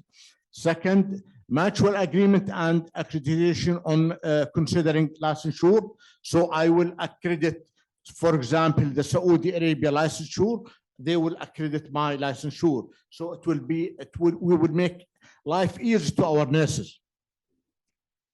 Also to consider CPD in their country for licensure. Jordan newly regulate in 2018 bylaws that mandate each healthcare workers want to practice health issues in Jordan to be licensed, to be relicensed. The license is since public health sector since 80s, since the last century, but in this century in 2018, a bylaw mandate for relicensure every 5 years. Relicensure every 5 years, it's a mandate, it's a mandatory. So the licensure, based on CPD, number of CPD, for example, the physician should have in the 5 years 60 CPD hours to relicense his certificate, and the nurse should have 40 hours CPD. Preparation language course, we need to prepare our nurses. For example, with the triple win in Germany, they will have a course, language course in Jordan prior to their travel to Germany to prepare them in terms of language. Design cultural preparation course as pre-employment. It's must in order to avoid the cultural shock and the multicultural problem between nurses and other issues. This is all of what I have, and thank you for listening and wish you all the best, and thanks for giving me the time, extra time. Thanks a lot. Thank you very much for the Jordan. So the next presenter is online. This is the new membership from Pakistan. So Dr. Sabeen, are you in online? Hello, good morning. Can you hear me? Yeah, good. So presentation. Okay, good. So you have 7 minutes, please, Dr. Sabeen. Okay. Thank you. Thank you. Very good morning from Pakistan, and thank you for giving us this opportunity. I'll try to be within the time limits. Next, please. Pakistan is the 5th populous country. Recent census has shown that we are 241 million. We are mainly young population. We have a high fertility rate, and about 60% is the rural population. If you look at the data from the last 5 years, there's a gradual increase in the numbers of doctors and nurses as per population. But if we go it more granularly, then the number of doctors is comparatively reasonable and as per the national standards, but we have very shortage of nurses, midwives as an essential workforce that is required. Next, please. The data that we have available for migration, to be very honest, it's mainly from the Bureau of Immigration and Overseas and some of the data, but actual number of how many people are there out working in abroad or in migration is not actually recorded, because sometimes people go as a student, sometimes by virtue of marriage, and then they start working there. So what people go through the legal challenge, that data is available. Mainly it's the doctors that are going, then the pharmacists and the few of the nurses. And the main destination is the Middle East, mainly the Saudi Arabia. They take 60% of the migration people work there. And then there are people, UAE and other countries, and then there are people who move to US and UK and Canada for mainly study purpose, and then they stay there. That challenges is there is a main brain drain, about 1,000 to 1,500 doctors migrate every year. There is overburdening of the health system because of chronic shortage of workforce, and it's very hard to compete with international pay structures and the facilities they provide. However, there are opportunities. We have a very highly energized health diaspora. They are very well organized, and there is high experience and knowledge sharing through this diaspora around the globe. Next, please. Pakistan has developed its human resource with health vision 2018 to 2030, and under that vision, we annually report a national HR snapshot, conduct a provincial profile. Pakistan is a devolved country, so health is a devolved setup, and the provinces are autonomous to make their own decisions and make their own policies. So they have their own provincial policy. Most of them expired in 2020, 2023, so they are at the process of making new one. And then there is a human resource management system in KP and Punjab, but it's very functional and very robust in Punjab, and which constitute about 62% of Pakistan. Next, please. There are MOUs signed by the Bureau of Immigration, but they are for general migrant workers, not specifically for health. Under these MOUs, however, whoever a migrant worker is legally bound to get his foreign service agreement protected. They get insurance, they get facilities, and all the support, and they can linkages with the embassies as well as the destination countries Bureau of Immigration.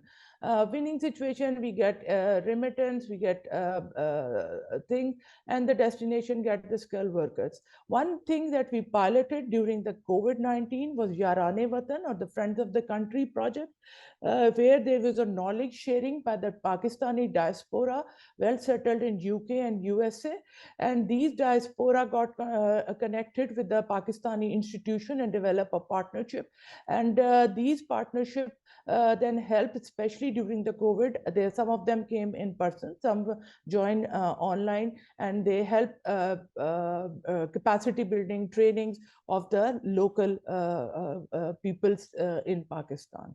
Next, please. There are already many formal, partnership existing. So there need to be MOU specific for the health workforce, management of information about rules and regulation and policies, and then networking of job matching and placement, especially Pakistan being in the Amro-Euro region. Middle East as the main destination country. So this is something we can need support for. Then from the global partner, of course, we need support for resource in country in faculty development, especially for nurses and midwives, because the reason we are shortage of nurses are because we do not have at par national and par faculty, and the faculty is really short. So we need that kind of a support for career development, faculty, and then strengthening of collaborative fora and training and preparation. Next, please. There were many, Pakistan is in the safeguard list. And I think the good thing is that then the healthcare workers are available in the country, but the quality of care is given to the patient. But the drawback is there is a loss of job opportunities and loss of remittance and discriminatory attitude that we have seen lately. In one of the consular general has informed us that specifically people from Pakistan are not taken, while the other people in the list are still entertained. So it has become more of a human rights issue and a discriminatory use of the WHO safeguard list. So this is what specific to Pakistan that we are facing. So how we can improve it is that the WHO should be very clear about it, that it is not a binding list, but it is an indication that these certain areas are shortage, and countries, while destination countries, while acquiring these human resources, they should also support the resource country in developing these cadre. Because if you look at in Pakistan, the number of doctors is fine, but number of nurses is shortage. So that category must more be drilled down. And then there should be steps should be taken by the countries, should also be mentioned in the grey list, in the safeguards list, that what steps has government taken to improve their HRs so that the list should not become discriminatory. Then destination countries should be informed that the list, like I already have said. And next, please. Next slide. Then regarding universal health coverage, Pakistan is the first country which has developed its essential package of health service based on DCP-3 translation. And it led to the analysis of the health profession for implementation of essential package of services. And as a result, the government, through support of World Bank, is rolling out National Health Support Program, which is helping in developing and reforming the primary health care, as well as working on the other platform of health service delivery as defined in the DCP-3. We have also have a large network of lady health worker, which are basically community network, community health worker, which constitute about covered about 60% of the rural areas. And their curricula has been revised and training has been done. We are also at the same time creating family medicine cadre, and we are also developing nursing, and specifically for nurses and midwives. We have abolished the diploma program, and now the only BSN program is available. And to encourage people to take up nursing, scholarships have been offered through Ministry of Education. And then there is revision of curricula of both bachelor and master to bring it at par with the international standards. And then for the midwifery, there is development of midwifery national policy framework. Curricula has been updated, faculty programs have been developed, and career path has also been developed. So I'll stop here. I hope I'm within the time. Thank you very much for this opportunity. Okay, thank you very much. We give a big applause for the Pakistan. Yeah. The next one is from Bhutan. Right? So you want to present, right? Okay, from Bhutan. Okay. Good afternoon. I'm Leki Dorji, working in the Ministry of Health, and I'm representing Bhutan. Thank you for this opportunity. AAAH. Okay, next slide. Now the population structure and the health workforce. So the population structure, life expectancy has increased to 70.20 as per the WHO report, and the fertility rate 1.7, and the population growth rate is 0.9, and the aging population is 65 plus, but 22.7. And the rural population is 62.2, and this is the source of this stress is as per the housing census 2017 National Statistics Bureau.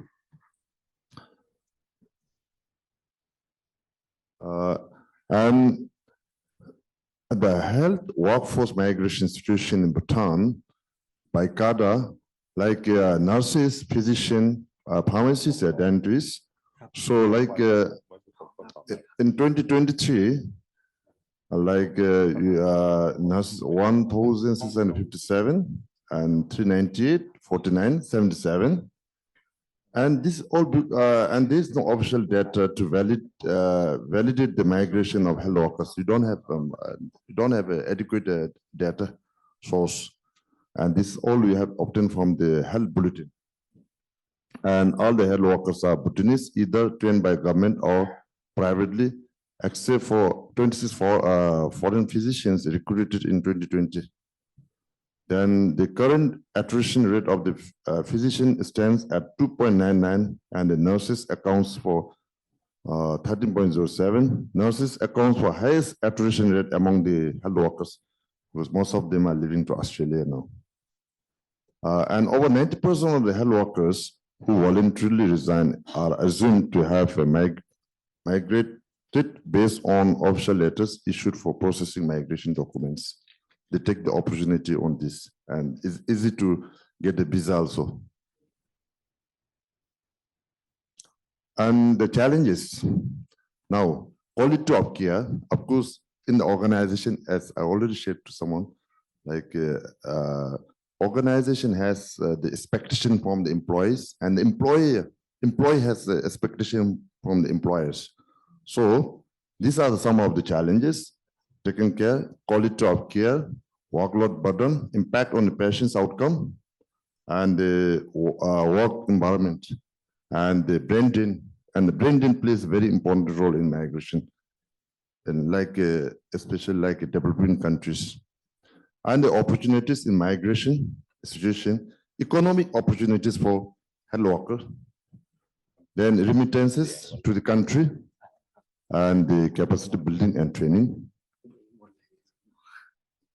And achievements on practices, policies, and innovations. Like so far, you have our Ministry of Health has come up to this thing, engagement of the private sector in health, the ministry and the NMS, National Medical Services. This is came up 2023 after a transformation.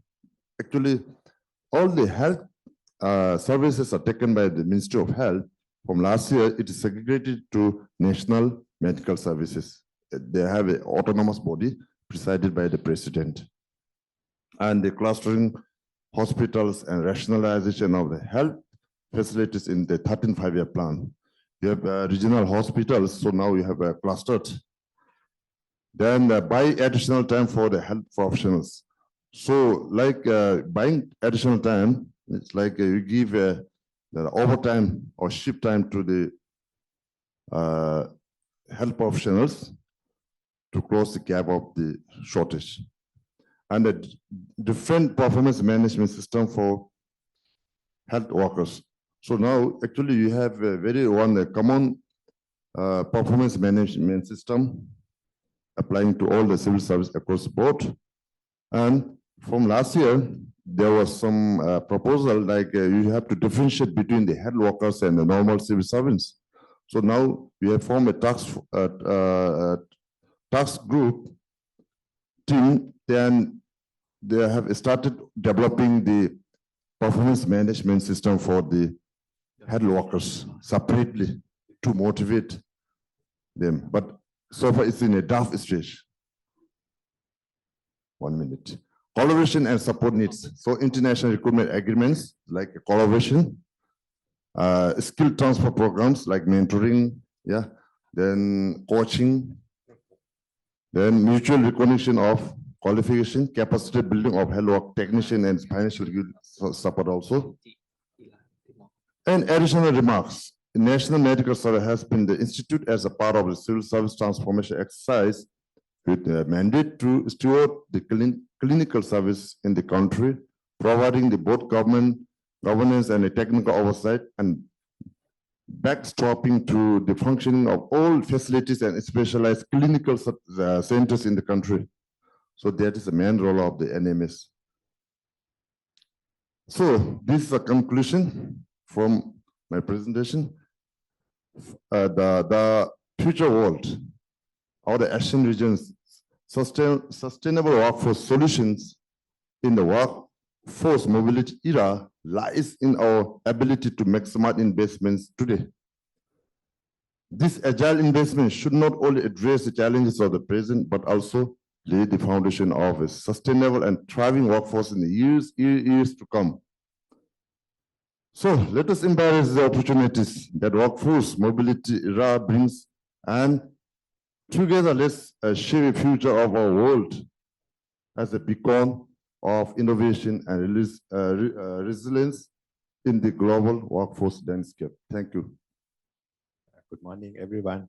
I think because of the very limited of time, I will present out 2 or 3 slides. Okay. Hello. ครับ ดังไหมครับ Okay.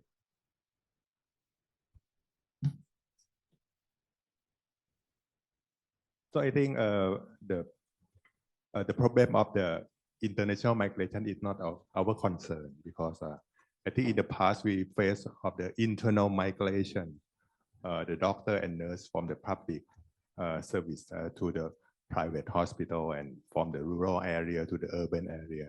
So Thailand used many strategy to produce more health professions and to have a good distribution by the increase their incentive and increase the working environment. So I'm going directly to the international migration problems.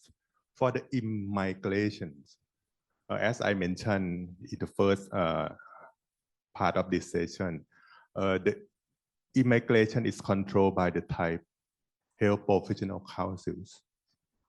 All the foreign health professionals practicing in Thailand have to pass the licensing examination in Thai language. So this is the must.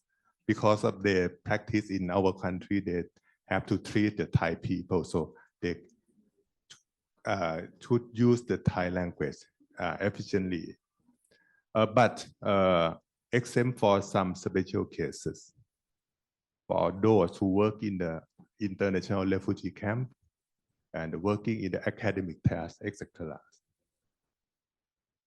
For immigration, in the past 4 or 5 decades ago, we have a problem of the severe external brain drain from the Thai doctor to the US. The doctor from the Chiang Mai University, after they graduate, all the class moved to the US. At that period. So the Ministry of Health at that period launched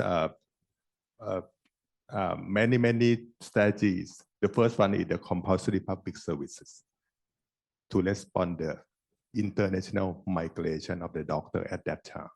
So all the doctor from the public sectors, when they finish the graduation, they have to work in the private public sector for 3 years. Some of doctors go international to have a specialty training. So the Thai Medical Council will respond to this by we have the domestic specialty training. Up to date, we have more than 1 specialty trained in our countries. We have the less immigration problem because I think this is a very critical. We create a good environment, working environment for our health professions. We have a good infrastructure, good medical equipment, medical supply, drugs, etc. So in our country we have a good wages for our health professions, and the one reason is the role of women in Thai. Our culture, Thai women have to take care their family, so they don't want to go abroad. The language barrier is some of the factors, and we have the medical tourism destination country. So many foreign international patients come to our country to treat.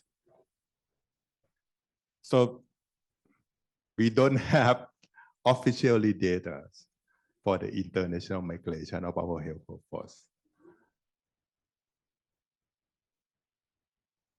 But the future challenge, we have the informal data, the increased trend of the nurses practicing in other countries, particularly nurses in the university hospital, in the big hospital in Bangkok. Unofficial data, we have allowed 100 nurses per year out of the 200,000 nurses in our countries. And the Thai nurse the Thai Nursing and Midwifery Council start to monitor this situation. Thank you very much. Thank you, so Dr. Thinakorn. So sorry, the last presentation is from Philippines. Okay. Good afternoon, everyone. I'm Jet from the Philippines, representing the Department of Health Policy and Standards Division of the Human Resource Development Bureau. I guess most of the country's profile has been discussed yesterday expertly by our Director Johanna Banzon. So I will just maybe proceed further to the last few slides so that we can focus on further actions.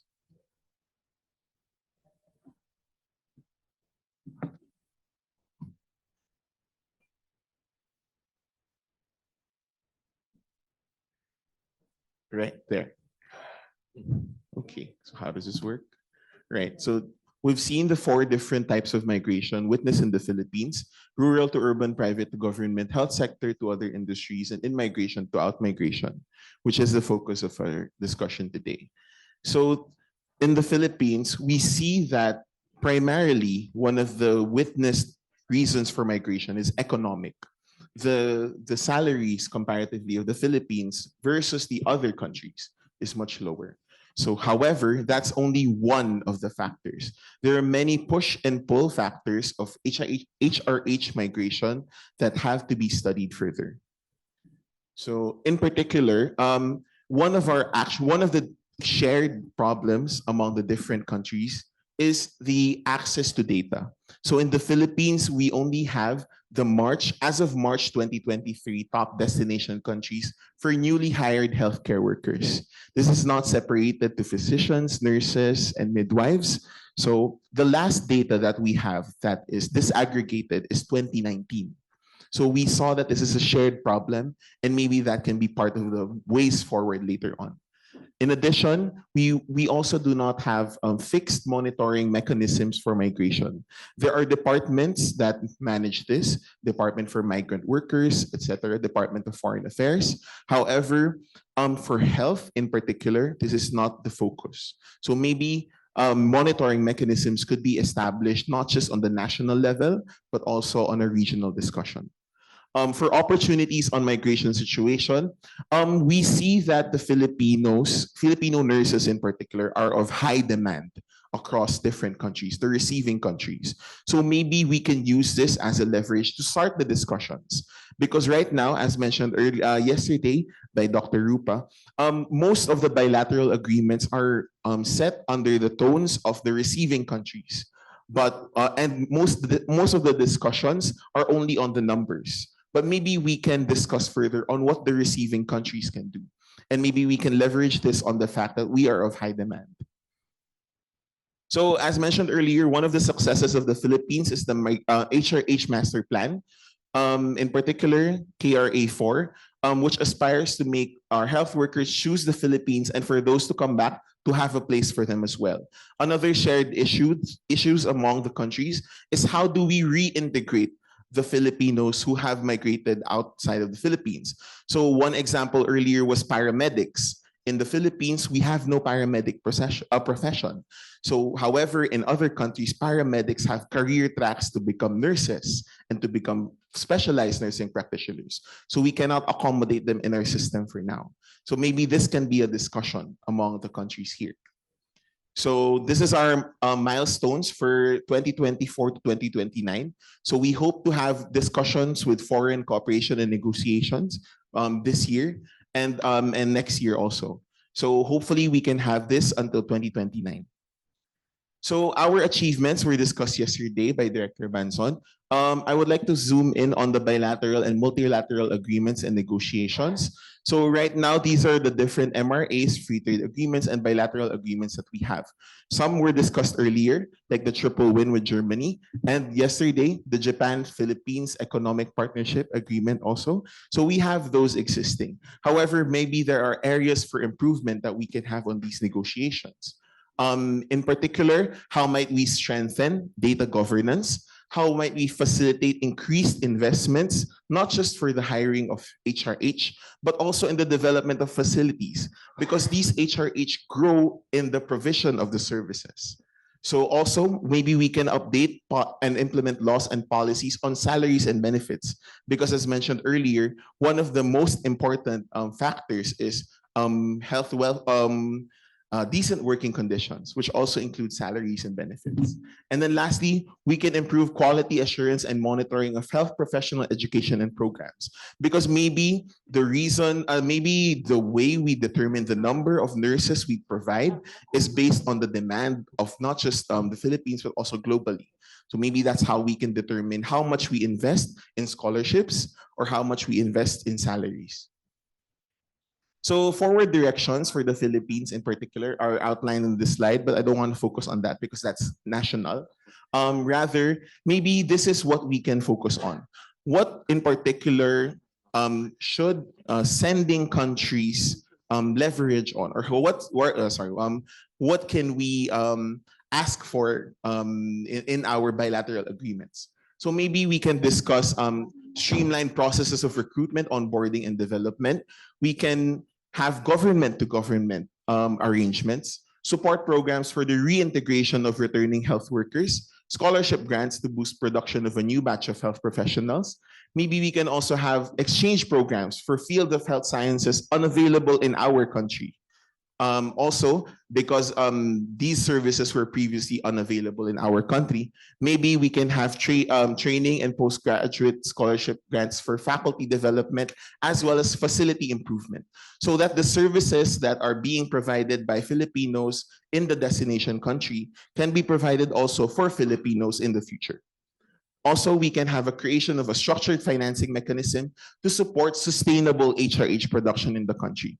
Because right now we find that it's always an outflow of HRH. Maybe we should establish a mechanism so that it's a continuous production, sustaining the need not just of the source country, but also of the global market as well. So in collaboration with WHO, we hope to have conversations running on the regional HRH framework, on the global perspective on migration and reintegration, as well as on leadership capacity development for HRH management.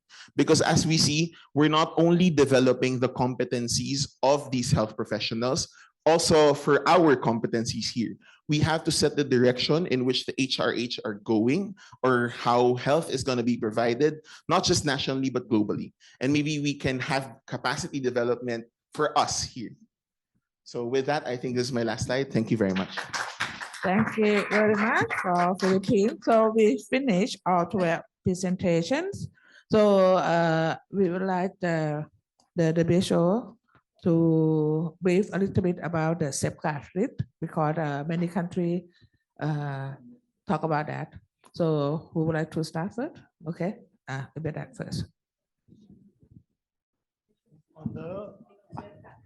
On the support and safeguard list. Okay, difficult subject. How do I start? Maybe starting from the code. The code was from 2006. The discussions were very strong. The World Health Report came out with a big report on health workforce. In 2010, the code is adopted. The code says in its provision that voluntary code that countries with critical shortage should have special protection. So in the document, it is written, countries with critical shortage should be prioritized for investment, so support, and it should be safeguarded from active recruitment. So that is the basis of the document. In the 2006 report, but there was no list. The 2006 WHO report referred to 57 countries with critical shortage, and that was below the 2.28 density threshold, the old threshold. So that was there, it was lingering. While I was in headquarters, we started getting people coming to us. This is now 2010, 2016, 2017. And really, to be perfectly honest, I think only one destination country was actually listening to this, and that was Germany. Germany had put into its national legislation that they will not recruit from country with critical shortage. And Germany had not needed a lot of people. You can see how many more people they need now. But so that was in their national legislation. So they took the critical shortage, 57 country, transposed it. And then countries like Bhutan, from our region now, I can tell you, Bhutan was like, no, no, no, we want to send our nurse to Germany. We want to be off this list. Indonesia, Indonesia was on that list. Indonesia says, we want to be off this list. This is not relevant anymore. India was, we want to be off this list. So that opened up new discussion in the second advisory group where Rupa was there. So Rupa may add. But then there was big discussion on how do we identify a new list? Because now again, I'm thinking back, especially maybe this is coming from the rich country perspective. They wanted a list, right? So they were looking for some countries that they should really be cautious about. And two countries in particular, it was Germany and United Kingdom. And from my understanding, there's a lot of pressure domestically on them for unethical behavior. So that is why they're looking for this, and from their own labor union, to not allow people to come in. So they are getting pressure on that side. So this was a way for them to look at it. So after a long discussion, I mean, there was a point where there was a discussion: should we go by self-selection of countries? So people discussed. Dr. Viroj was there. So many people are discussing this issue, and they identified, okay, we need to have some like quantitative based approach, and they came out with this list of at that point 44.5 and then 50% UHC service coverage index, and in this quartile countries there, and it is not just for them, but these people really keep them in mind. Then the UK put it into its revision of its UK Code of Practice that, and I really want to highlight that it is not the same principle for the code applies to all countries, all LMIC country in the code. But these countries, there's a special eye that you should have open, and then but then the UK put it into its own international recruitment system, and I think this is probably the most relevant. For Nepal, for example, I was looking back, I will quickly read it. For Nepal, what happened? What happens in these countries is that fundamentally, the rich country comes to the poor country and says, we want an agreement. And it is usually, for UK, it is Department of Health. In Nepal, it is Department of Labor. Department of Labor is so happy, yes, yes, please take, how many do you want? And for all these agreements we see, it is usually Department of Health, Ministry of Health on the other side. In Germany, Ministry of Health. On our side, it is Labor, Foreign Affairs, Employment, trade agreement. The Ministry of Health is missing. So in Nepal case, because they were on this list, we were able to say, engage Ministry of Health in Nepal. So our country office was able to push and say, at least have Ministry of Health present. And from us, we were able to say, at least have your UK FCDO counterpart on health, because it is the UK foreign assistance person from international affairs there. And I will just read this one sentence in the Nepal agreement, because it is public. It says, very simply, the government of the UK shall endeavor to provide support to the government of Nepal to increase the number of Nepali healthcare professionals in Nepal. For this, the government of Nepal and the government of the UK shall develop a mutually agreeable action plan. So that is it. It is a new sentence that has come in. Now the reality of it is a different story. But at least in the sentence has come into the agreement that would never be there before. So that is the story of the support safeguard list. That is the only little example we have of its value to source country. But I think the discussion now is highly relevant on how do we, take next step forward from this. Thank you very much, because we ran out of time and we know the history of the Battsooj Code. He's know already well about that because he worked for that for a long time. So we would like Dr. Xiaoyun, you want to present about the agree next step? Okay.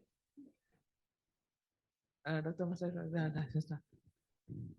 No, I think it's really run out of time, but I know that we're gonna meet again on October 11, 28 to 31st of August this year. And we already have come up with a theme, which I think it's really relevant to like it's come from the consensus of the steering committee and organizing committee from the last meeting. So the theme is building a resilient health workforce and preparing for the future public health emergency. And this is included with the two sub-theme. First is about integrating technologies for a digital ready health workforce. Another theme is about fostering leadership in primary healthcare with One Health perspective.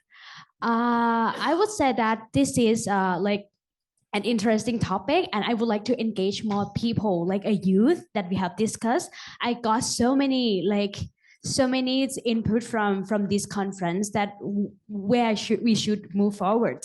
But the thing that I want your help is that maybe we can do something further after these international migration things, which can be part of the 13th conference. So this is I just want to have like a little thoughts to let our secretary to think and then come up with the next meeting again. So if anyone have like something to add about this thought, a little thought to move forward in this international migration. Yeah, it can be related to the theme because like digital health, and this is also under the building resilient, that's for sure. To have a sustainable workforce is there already. Yeah. So if anyone want to add, or you can send me the email later because yeah, collaboration. Yep. In this meeting, you're emphasizing on the collaboration. So in this, I think it's a kind of regulatory and policy level. So if WHO can lead the role with the country, with the Minister of Health of the respective country, and think about the further making more the sustainable collaboration to sort out the health workforce. Yeah. So as somebody already mentioned, that you can make a list of the country and who wants to be collaboration. The collaboration. Yeah. Then if WHO can lead the role and organize. Thank you so much. Okay. Okay, I think we are in conclusions. Another comment?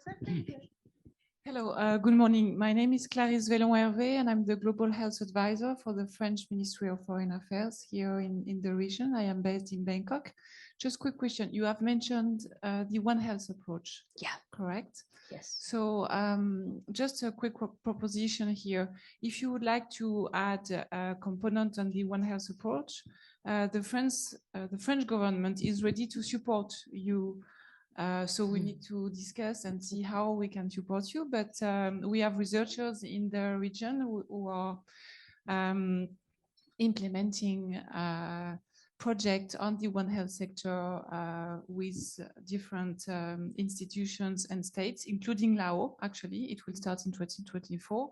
So we can work on it together and try to think how we can develop panels and discussions around this topic. Thank you. Thank you so much for your support. Thank you very much. So we are in conclusion today. We come together and yesterday and today for the problem about migration issue, both from the international or some country might have the internal migration. We keep discussion on talking, and it's like we are south to south collaboration.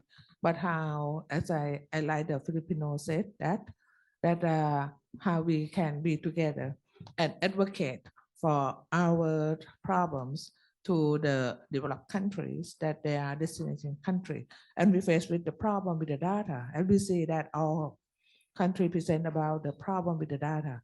But the data cannot come from the source country only, because some is they are voluntary to be in that destination country.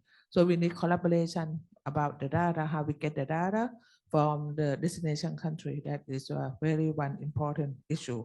that I think we have keep talking about this, and I think we are putting the section about it. I think we put more data, and one day I think our voice will impact to destination country. And we would like to thank you everyone, especially our sponsor, that is from Division Zero. Okay, please give a big hand from Division Zero, right? I hope you can continue.